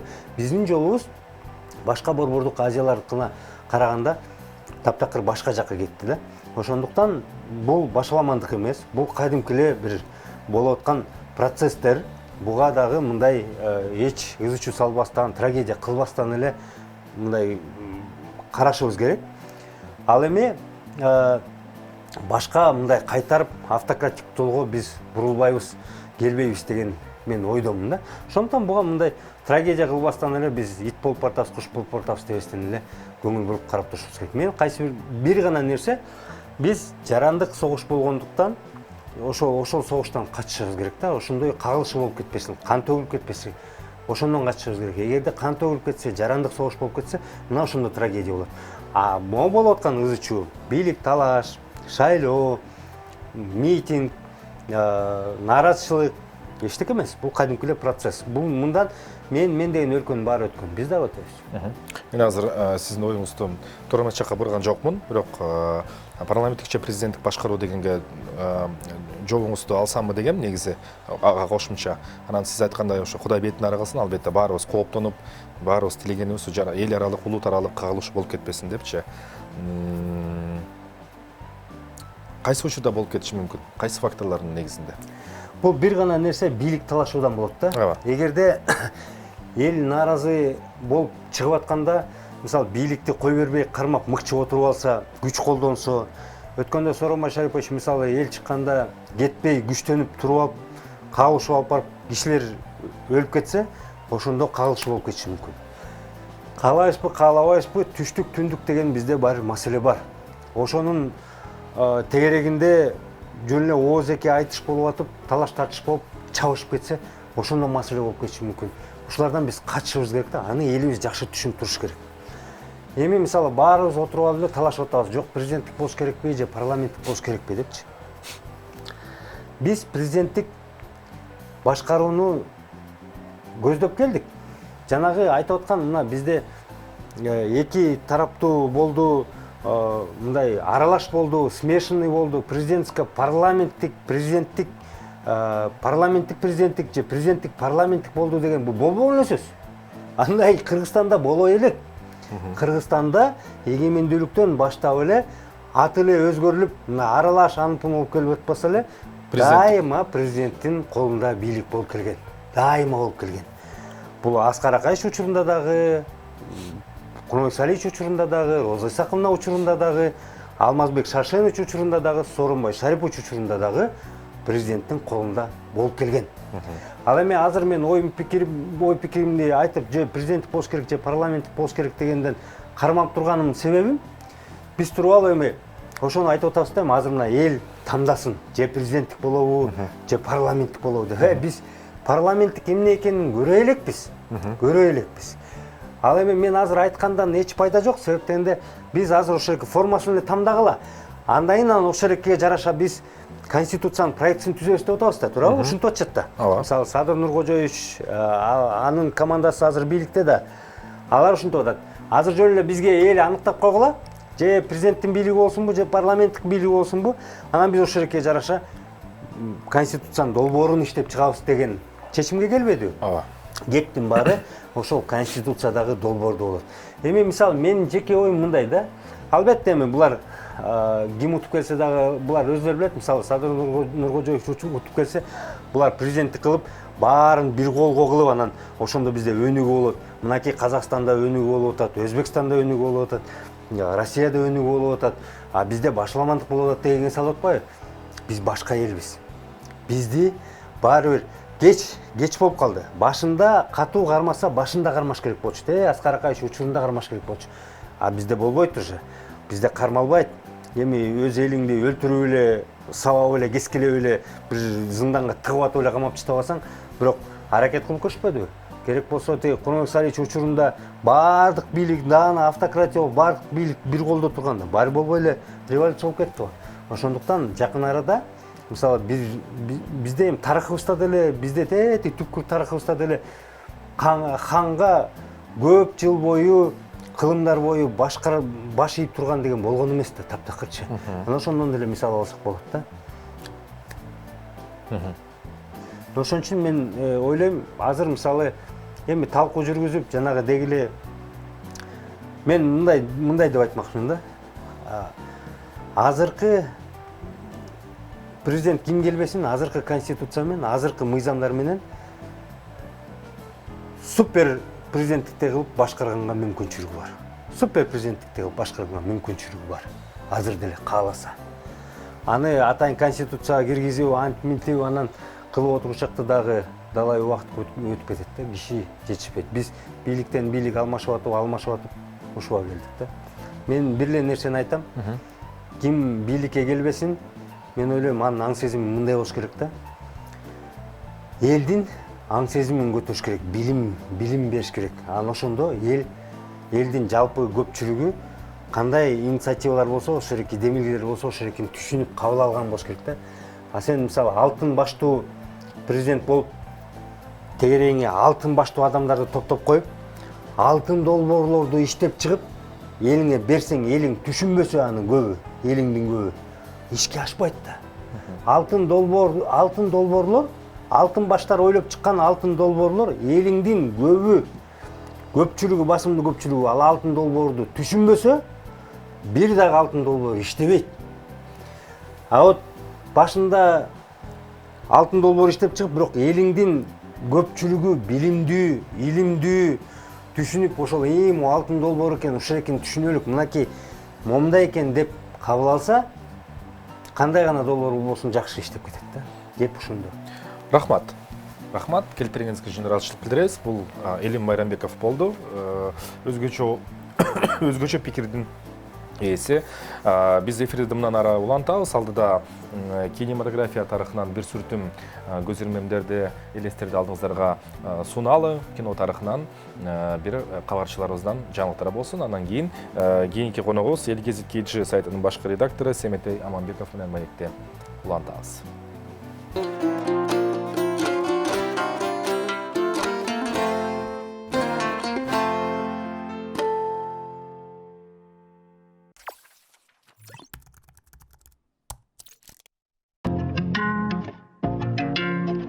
Жыйырманчы кылымда кино эң популярдуу искусство болуп калды. Кино термининин грек тамыры бар. Белгилүү болгондой, бул чындыгында кыймылдуу сүрөттөрдү жаратуу деп аталат. Бул түшүнүк көркөм сүрөт искусствосунун түрүн камтыйт. Анын чыгармалары образдардын кыймылы аркылуу жаралат. Бүгүнкү күндө жыл сайын көптөгөн кино тасмалар чыгат. Бирок кинонун качан жана кантип пайда болгонун баардыгы эле биле бербейт. Ошондуктан биз бул макалада кыскача тарыхый маалыматтарды сунуш кылабыз. Кино ойлоп табуунун тарыхынын башталышы кино тарыхы 19-кылымда башталган. Бирок сүрөттөрдү тартуу ыкмасы катары сүрөткө тартуу кылымдын ортосунда кеңири жайылган. Тартуу жана репродукциялоо үчүн жапкычтын төмөн ылдамдыгын колдонуп сүрөткө тартуу керек. Бирок 1870-жылдары тиешелүү фото эмульсиялардын түрлөрү пайда болгондон кийин да кино дароо пайда болгон жок. Азыр айдан ачык көрүнгөн ыкмаларга жана технологияларга режиссерлор бир нече убакыттан кийин гана келишти. Пионерлер кинофильмдерди жазуу, ойнотуу тутумдарын түзүүгө көптөгөн аракеттерди көрүштү. Бул жараянга Томас Эдисондун өзү да катышкан. Бирок анын технологиясы жалаң гана жеке көрүүгө багытталган. Ошондуктан ал жетиштүү ыңгайлуу эмес деп эсептелген. Бул ийгиликтүү натыйжага жетишүүгө мүмкүнчүлүк берген эмес. Люмьер бир туугандар натыйжада дээрлик бүткүл дүйнө жүзү боюнча француздар бир тууган Луи жана Люмьерлер кинону ойлоп табышкан. Алардын технологиясы кыйла ыңгайлуу деп табылып, анын жардамы менен экранда аз эмгек жумшап, кинотасмаларды тартуу жана көбөйтүү мүмкүн болду. Бул алардын ийгилигин алдын ала аныктады. Бир туугандар Люмьердин аппараты кинематограф деп аталган. Алгачкы жолу 1895-жылы кинонун элдик демонстрациясы көрсөтүлүп, ал ойлоп табуучулардын мекени болгон Францияда, Парижде өткөн. Бирок кинонун расмий туулган күнү 1895-жылы 28 декабрда болуп, анда Гранд кафедеги легендарлуу Капучино бульварында биринчи коммерциялык кинотасма болуп өткөн. Сессиянын жүрүшүндө кыска метраждуу фильмдер көрсөтүлүп, максималдуу убакыт 1-2 мүнөттү гана түздү. Биринчи мындай фильм жумушчулардын заводдон чыгышы. Бирок көрсөтүлгөндөрдүн ичинен эң атактуусу белгилүү поезддин келиши тасмасы. Экранда композиция ушунчалык жылып, кинотеатр эмне экендигин азырынча билбеген көрүүчүлөргө поезд залда отурган адамдарга бараткансыйт. Ошондо ал ушунчалык реалдуу көрүнүп, көрүүчүлөргө чоң таасир калтырды. Чындыгында бир туугандар Люмьер кинону ойлоп тапкандан кийин дагы бул кинонун өнүгүшүнүн чыныгы башталышы болгон эмес. Алар технологиянын негизги милдети хрониканы жазып, тарыхты ушундай жол менен кийинки муундарга сактап калуу деп эсептешкен. Кимдир бирөөгө таптакыр кызыктуу нерсе жана кадимки көңүл ачуудан башка эч нерсе жоктой сезилди. Джордж Мелистин киносу бир тууган Люмьерлерден тартылуу жайылгандан көп өтпөй, Джордж Мелис киного кызыга баштаган. Ошол учурда ал француз театрларынын биринде иштеген. Дал ушул Джордж Мелис кинонун бардык мүмкүнчүлүктөрүн жогору баалаган адам болду. Ошентип Мелис сахна менен иштегендер үчүн ресурстарды кеңейтип, биринчи жолу сценарийлердин негизинде ар кандай кинотасмаларды жана техникаларды колдонуп фильмдерди тарта баштады. Ошентип, чындыгында анын кинотасмалары менен көркөм фильмдердин жана анын тарыхынын өз алдынча көркөм өнөр катары өнүгүүсү башталды. Мелистин эң белгилүү жаратышы кинонун классиги деп эсептелген Айга саякат тасмасы. 20-кылымдын биринчи 10 жылдыктарында авторлор акырындык менен убакытты көбөйтүп, сюжеттик жүрүштөргө ар түрдүүлүктү киргизишти. Коомчулуктун киного болгон мамилеси өзгөрүлүп жатты. Анткени алгач ал көңүл ачуу катары гана кабылданып келген. Бирок кийин кино чындыгында искусствонун жалпы таанылган түрлөрүнүн бири болуп калды.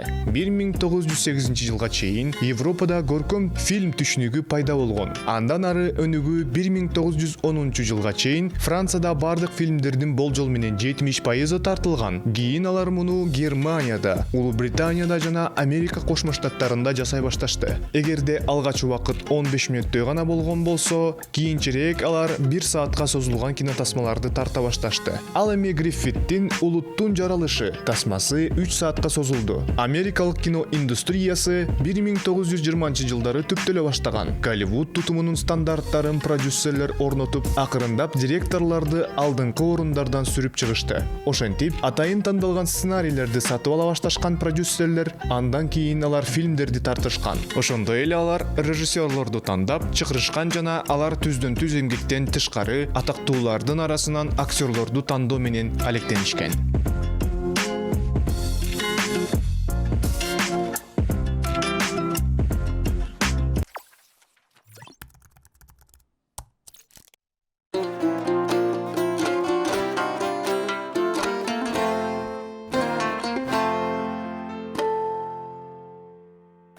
Иш күнү кече өз ишин улантат. Өзүңүздөр билгендей биз дал ушул учурда түз эфирлер аркылуу социалдык желилерде, YouTube, Одноклассники жана Facebook аркылуу чыгып атабыз. Бир канча сааттан кийин дал ушул көрсөтүүбүз Кыргызстандын бардык телеканалдарында бир ТВ чекит KG Бишкек шаары каналы аркылуу көрөсүздөр. Биз эфирди уланталы. Кезектеги мейманыбыз Эл Гезит KG сайтынын башкы редактору Семете Мамбеков. Арабаңыз кутман кечиңиз менен. Кош келипсиз. Рахмат келип бергениңизге, Семете мырза. Биринчи сурообуз өзүңүздүн кесиптик ишиңизге байланыштуу болот. 2020 жыл бүтүндөй дүйнөдө чоң өзгөрүүлөрдү алып келди. Аны менен катар Кыргызстанда дагы пандемиядан биз жабыр тартып калдык. Андан кийин саясий окуялар болуп өттү. Ошол окуяларды боюнча, чагылдыруулар боюнча деги эле бүгүнкү күндөгү кыргыз массалык маалымат каражаттарынын акыбалы, аброю, тажрыйбасы жана статусу тууралуу өзүңүздүн оюңузду айтып кетсеңиз. Себеп дегенде журналисттер быйыл колун кушурбай пандемия учурунда дагы аябагандай чоң эмгектерди кылды, элдин ыраазычылыгын алды. Ошол боюнча айтып кетсеңиз. Эми негизи өтүп бараткан 2020 жыл журналистикага дагы бир мындай толуктоо жыл болду. Мындай көп событияларга бай болду, ээ болду. Пандемияда өзүңүз көрдүңүз, өкмөт дагы, жогорку кеңеш дагы негизи көп саясий бийликтин бутактары иштебей жатканда журналисттер аракетин кылышты. Бирок тилекке каршы мурдакы бийликтен дагы мындай бут тосуулар болду. Журналисттерди аккредитовать этпей, жанагындай комендантский саат болгондо эч жакка чыгарбай, бирок ага карабастан журналисттер ушундай онлайнга иштеген үйрөнүп калды да. Тез арада. Анан мисалы үчүн мурда талаага чыгып, талаадан таап турсак, маалыматты жана полевая журналистика деп коет. Жанагы карантинде отуруп калганда биздин жарандарыбызды агент кылып ушундай бир мамиле түзүп алдык да алар менен. Жана Facebook соц тармактар менен түзүп алып, маалыматты ошолор берип турду да бизге. Анан абдан кызыктуу болду. Ошондо ар бир окурмандарыбыз биздин журналист болуп калды.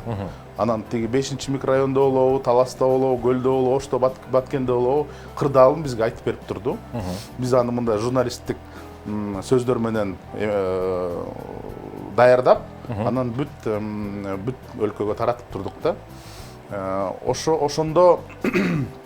Ошондо мен ойлойм, журналисттердин салмагы көп болду. Проблеманын баарын айтып турдук. Бүт жана 30 жылдыктагы болгон проблемалар бир жылда чыкпады бүгүн. Жанагы здравоохранение, образование бүт баары мындай иштебейт экени, бирок ушу журналисттер иштейт экени көрүндү да. Андан кийин жанагы 5-октябрдын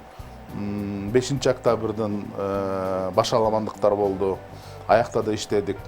Менин оюмча сөз эркиндиги жана журналисттердин көз карандыгы бул мындай прогресстин бир элементи деп ойлойм да.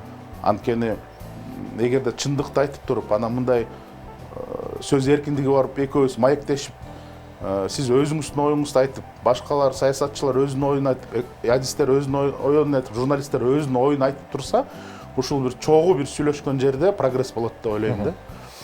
Ошон үчүн дагы деле чет элдиктер айтып коет, Орто Азияда Кыргызстан демократиянын аралы деп. Ошол наамды жоготпошубуз керек. Эгерде бизге прогресс керек болсо, журналисттердин көз карандысын, журналисттердин коопсуздугун, журналисттин сөз эркиндигин тийбесе, мен ойлойм, алар мындай келечекке чоң жардам тиет деп. Кийинки сөздү мен ушул журналистика жана блогерликти көтөргүм келип турат да. Ошо сиздин ордуңузга абдан көп сандагы журналисттер келет, анан ар кыл журналист өзүнүн пикирин айтып атат да. Керек болсо, мисалы Познерлердин интервьюлөрүн карап отурсам, чындыгында азыр журналистке окуунун кереги барбы деп себептен, мисалы Орусия каналдарын карасак, мисалы Познер күчтүү журналист деп тааныйбыз, анан кийинки ошо Дудь пайда болду да. Бизде болсо блогерлик ушунчалык бир деңгээлге жетти, сиз аны мойнуңузга аласызбы, ушул блогерлик өнүгүп кеткен. Себеп дегенде чыныгы баягы окуп, анан маалыматты таразалап, эки тараптуу кылып берип, иликтеп, аналитика жана башкалардын баары артта калды да, анан сиз өзүңүз бүгүн көрүп аткандай бир болуп көрбөгөндөй тез көр, шашылыш түрдө көр, өшүп кетет, ыйлайсың, катырайтты деген заголовкалар менен, баш сөздөр менен тилекке каршы аябай чоң көп көрүүлөргө ээ болуп атат да. Эми ушул кезде кесипкөй журналистиканын бул мындай закат болуп атабы, же убактылуу көрүнүшпү, же ошол блогерлерге дагы бул процесстер болуп атабы? Ушул боюнча өзүңүздүн оюңузду билдирип кетсеңиз. Эми сиз мисал катары Дудь менен Познерди келтирип атасыз, бирок Дудь азыр блогер болгону менен бул мурдагы чыныкы көп жерде иштеп жүргөн журналист. Мисалы үчүн Sports.ru'да бул редактор болуп жүргөн киши. Ал Россияда спорт интернет баракчаларынын эң мындай чоң сайттардын бири болуп саналат да. Ошон үчүн бул мындай журналисттик тажрыйба алып, журналисттик нормаларды билип, анан блогер эмес, мындай телевидениядан YouTube'га кеткен киши да бул. Мындай YouTube'да деле ошо журналистиканы кылып атат деп мен жеке оюм ошондой да. Эми биздин блогерлер боюнча жана биздин журналистиканы закаттап атпайсызбы, ошол боюнча андай нерсени мен көргөн жокмун. Мисалы үчүн биздин блогерлер эми баарын мындай бир тараза менен таразаласа болбойт, бирок жанагындай шок болуп атат, азыр өчүп кетет дегендер бул мындай журналистикада да андай бар. Желтая пресса деп коет, ошого окшогон блогерлер болуп атат. Жана башка блогерлер бар, мындай авторитети бар, авторитеттери күчтүү, маалыматты текшерген, маалыматты так берген, мүмкүн мурда журналистикада иштеп кеткен, же баш саясатчылар да блогерлер болуп атат. Менимче бул кеми дагы бар, плюсу дагы бар. Кеми эмнеде? Кеми айырманы айтып кетейин, блогерлер менен жана журналисттердин. Блогерлер маалымат таратып атканда мындай жоопкерчилигин көп сезбейт. Анын биринчи задачасы бул хайп. Хайп берип, подписчиктер көбүрөөк болуп, лайктар басылып, комментарийлер болуп, монетизация болуп, мындай узнаваемый болуп, реклама берип, анан ошондой да. Журналистиканын биринчи задачасы бул туура так маалыматты, текшерилген маалыматты элдерге жеткириш. Анан азыр бизде деле эмес, бүт дүйнө жүзүндө фейк ньюс деген чоң проблема болуп атат. Мисалы үчүн Кошмо Штатта элдер түшүндү. Журналисттер фейк ньюстарды текшерип, факт-чек деген редакцияларга факт-чекерлерди алып келип текшерип, ошондо гана берет. Блогерлер кээбирде текшербей калышы мүмкүн деген мындай өзүнчө чек ара коюп коюшкан да. Алар мисалы үчүн түшүндү. Бизге да ушу келет. Анткени мисалы үчүн пандемия убагында бул аябай так көрүндү да. Ар бир блогерлер жаза баштады. Биринчи жаза баштады. Пандемиянын зыяны жок. Мунун баары дүйнөлүк өкмөттөр оюндан чыгарып алып акчаны бөлүштүрүп атат деп ошондой маалыматты тарата баштады. Журналисттер болсо айта баштады. Жок, статистика мындай, цифралар мындай, тиги илимий окумуштуулар, докторлор ушундай айтып атат деп. Ошондо бизге ошо пандемия убагында, карантин убагында биздин редакцияга күнүнө бир 500-600 кат келип жүрдү. Элдер билбей калып жана информационный вакуум болуп калбадыбы, журналисттин баарын жана карантинге эметкен деген. Ошондо бизге жаза баштады. Мына бул жакта интернетте жаза берет экен, биз аларга ишенбей журналисттерге ишенишибиз керек экен. Мындай расмий булак катары аны бизди кабыл алды да. Мен ойлойм, ошол бизге келет. Журналистиканын эң биринчи ошо задачасы маалыматты алып, туура жеткирип, туура маек берип, туура репортаж болобу, маек болобу, эмне болуп, туура жеткирип, анан мындай өзүнүн таасирин көрсөтүш керек да. Бирок плюсу дагы бар блогерлердин. Бул биринчиден бат жетет. Азыр бир жактан бирдеме чыкса эле журналисттер бара албайт, камерасы менен бара албайт, корреспонденттерин жибере албайт, блогерлер ошол жактан бат чыгарат. Экинчиден эми жалпы сөз эркиндикке мен ойлойм плюсу бар. Анткени кээ бирде журналисттер өзүнүн этикалык көз каранды боюнча бере албаган маалыматтарды, же редакциянын саясатына туш келбей калган маалыматты блогерлер ачык эле берет. Единственное, ошо бир фейк ньюсту мындай өзүлөрү да карашып, өзүнүн бир жоопкерчилигин ооба, сезсе. ичиндеги жоопкерчилигин сезсе ошо туура болмок да. Ошон үчүн мен журналистика батыш жака баратат дегенден алысмын. Мындай адис кесипкөй катары журналистика ар бир убакытта ар бир немеде керек болот да. Бирок блогерлер менен бир чогуу иштесе, мындай бири-бирине каршы болбой, бири-бири менен неме болбой, жолдун бир тарабы менен барса, анда баарыбызга жакшы болот деп ойлойм. Чоң рахмат. Биз кийинки маегибиздин экинчи блогун саясат темасына одурабыз. Эсиңерге салып өтсөм, Эл-Гезит KG сайтынын директору Семет Аманбеков бизде конокто. Азыр болсо бизде жарнамалык блог болсун. Имарат Прогресс курулуш компаниясы Теле1-үздүн башкы өнөктөшү болуп эсептелет. Декабрь айынын ичинде ушул жылдын аягына чейин сиздер Имарат Прогресс курулуш компаниясынан батир сатып ала турган болсоңуздар, анда iPad Pro, MacBook же болбосо iPhone 12 телефондорун, ошол техникаларын бекер белекке алсаңыздар болот. Жарнамалык блог кайрадан кайтып келебиз. Рахмат.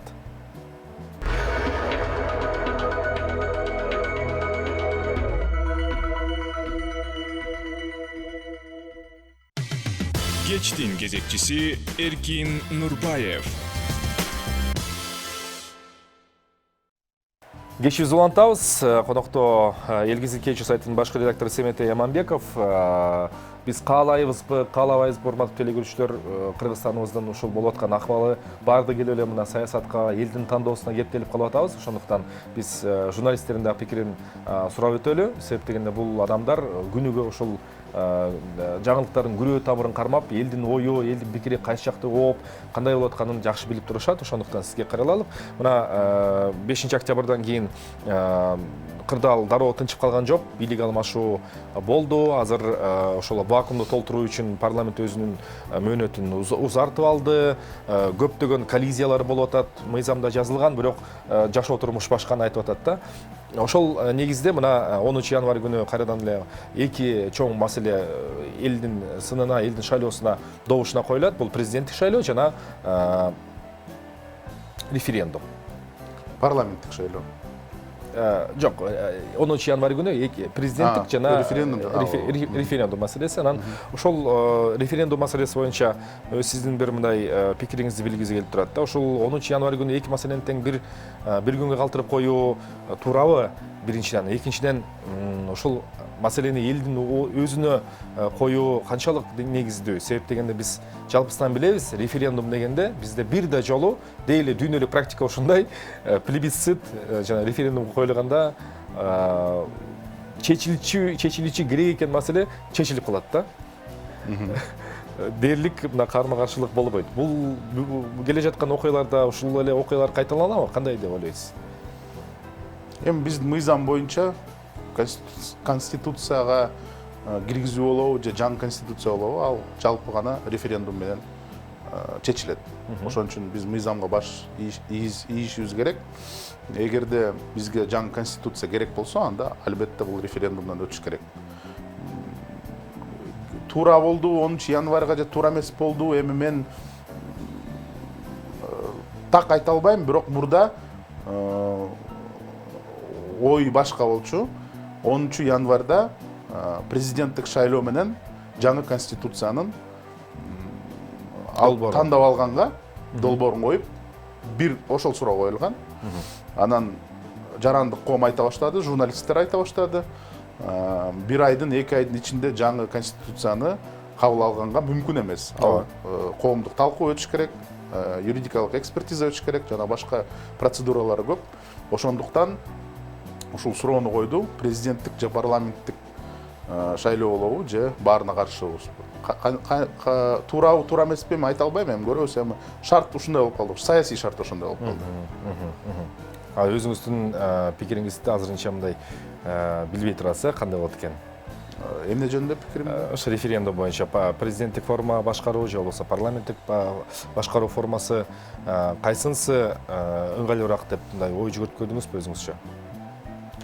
Биринчиден түшүнүш керек, жалпы элибиз нукура президенттик шайлоо, президенттик башкаруу деген жана парламенттик башкаруу деген эмнени толугу менен түшүнбөйт. Аны мындай саясий жана юридикалык адистер билбесе, мындай жалпы эл билбейт. Ошон үчүн референдумдун алдында албетте чоң маалыматтык жумуш өткөрүш керек болчу да. Көрсөтүш керек болчу. Парламенттик башкаруунун плюстары, кемчиликтери, президенттик башкаруунун плюстарын, кемчиликтери башка өлкөлөрдө кандай болуп көрсөтүп, ошондой бир чоң маалыматтуу жумуш өтүш керек болчу. Элдер түшүнгөндөн кийин өз жүрөгү менен мен ушундай башкарууну каалайм, мен ушундай башкарууну каалайм деп тандаш керек болчу. Негизи мен ойлойм, конституциядагы, референдумдагы аябай шашылыш убакытта өткөрүлүп жатат деп. Эмнеге? Анткени бул конституция боюнча элибиз жана биздин өлкөбүз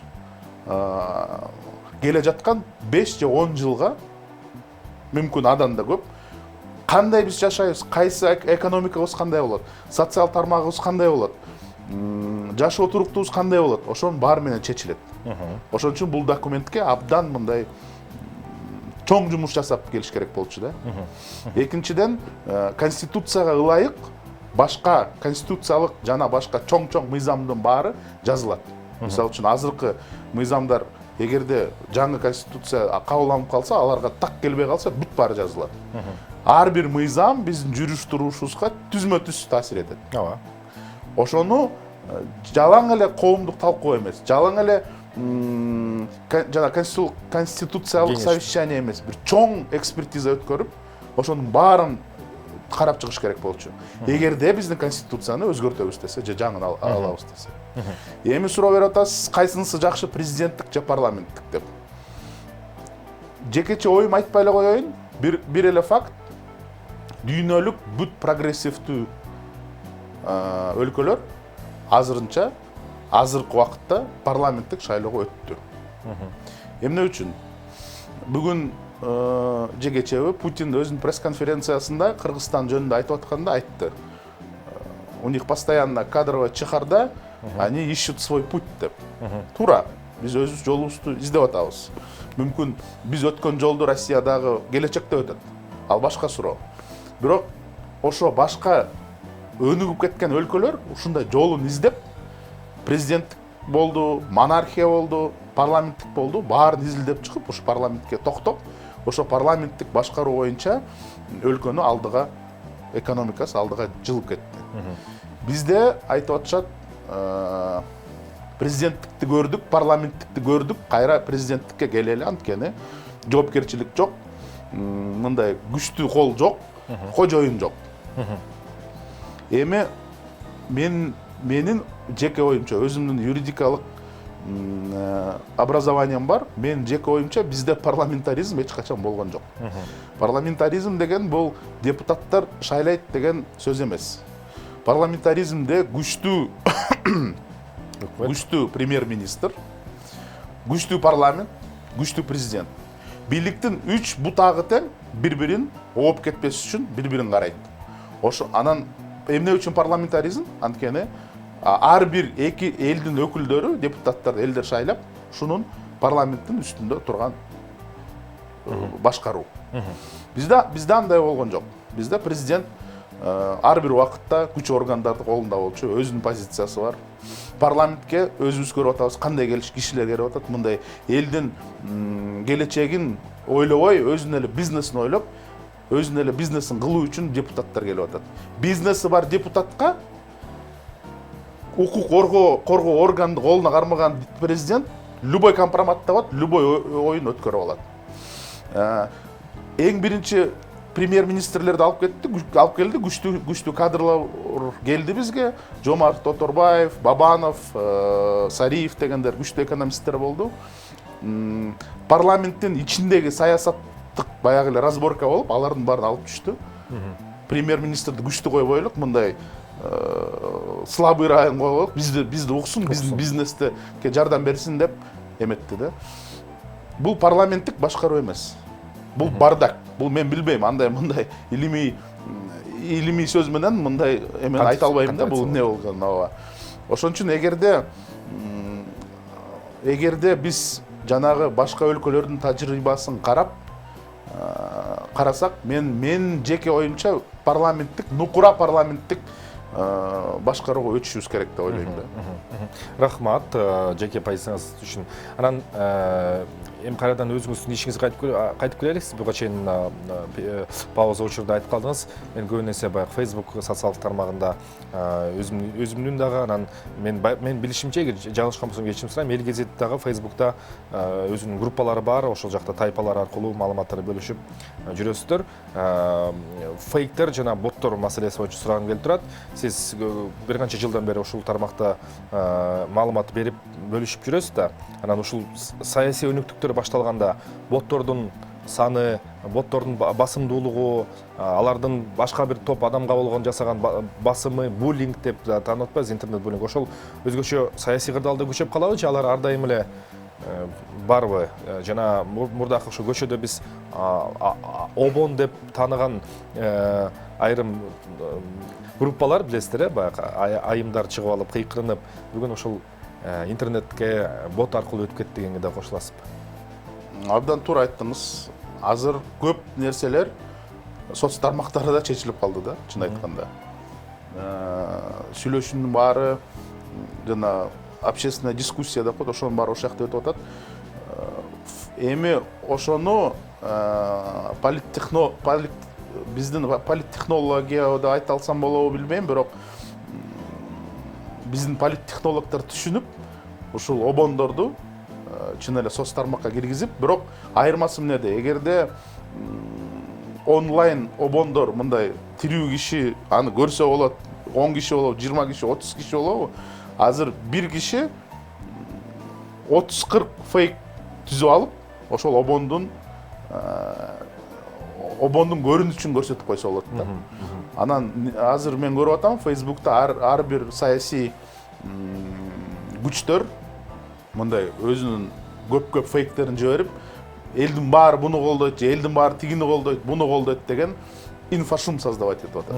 Анын баарын изилдеп көргөн кишилер бар, факт чектен көрдүм болушум керек. 5-6 киши эле отуруп, ушундай чоң фабрикаларды түзүп, мындай саясий жана саясий политиканы алып барганга аракет кылып атышат да.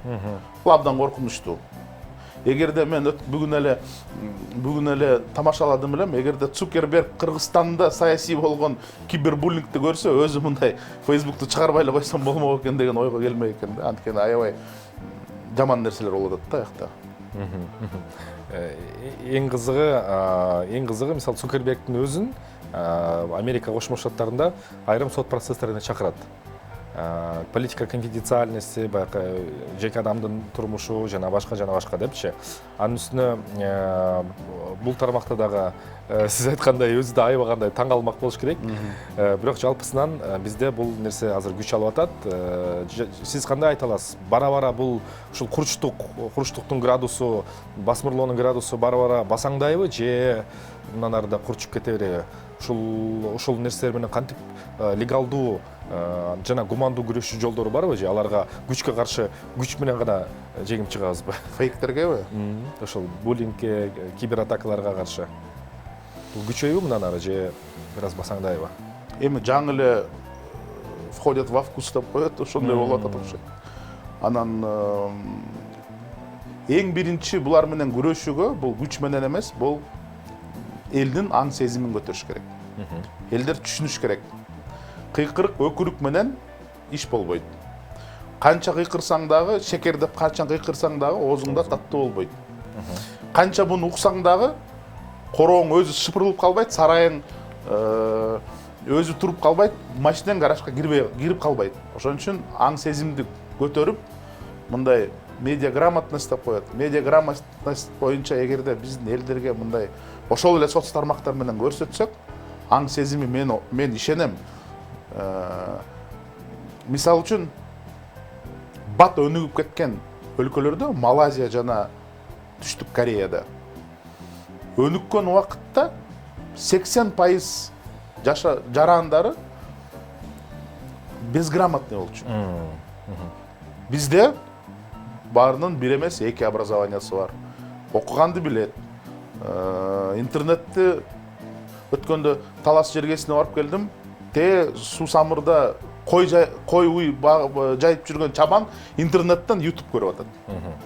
Ошон үчүн ошол эле соц тармактар менен аң сезимди көтөрсө, мен ойлойм, фейктерди окубай калып, фейктерге көңүл бурбай калганда ошол проблема өзү эле жок болот. Азыркы убакытта спрос рождает предложение деп коет, фейктер көрүп атат, жанагындай өзүнүн иш алып барышын окушат, карашат, лайк басат, мындай подписчиктер көбөйөт, ошон үчүн алар күчөп атышат. Мен ойлойм, бул убакыттылуу. Будан да өтүшүбүз керек. Бул дагы биздин Путин айткандай путь развития, ищем свой путь деген, бул деле өзүбүздүн эмебиз да.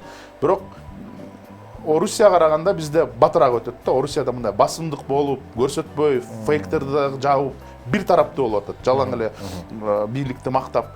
Бизде азыр мындай элибиз өзүбүздүн аң сезимибиз келсе, мен ойлойм, биздин процесс батыраак болот деп. Жаркын позицияңыз үчүн чоң рахмат айтабыз сизге. Ишиңизге ийгилик болсун, көп окурмандар болсун дейлик сизге. Бизде эсиңизге салып кетсек, конокто Эл гезит Чекит KG сайтынын башкы редактору, журналист Семетей Аманбеков болду. Урматтуу телекөрүүчүлөр, сиздер ТВ1 Чекит KG каналын, Бишкек шаарынын каналын көрүп жатасыздар. Ошол көрсөтүүбүз азыр онлайн форматта 3 социалдык желеде чыгып атат: YouTube, Одноклассники жана Facebook. Бир аздан соң ошол көрсөтүүбүз бардык телеканалдарда чыгат. Кечиңиздер көңүлдүү улансын. Кимде ким ушул маалда жумуштан кайтып келген болот. Анда эмесе үй бүлөңүздөр менен бизди көрүп, конокторубуздун айткан кебин кулагыңыздарга салып, өзүңүзчө ой жүгүртсөңүздөр болот. Азыр бизде жарнамалык блок. Андан кийин мен адатка калып калгандай өзүм чыгып сиздер менен коштошом.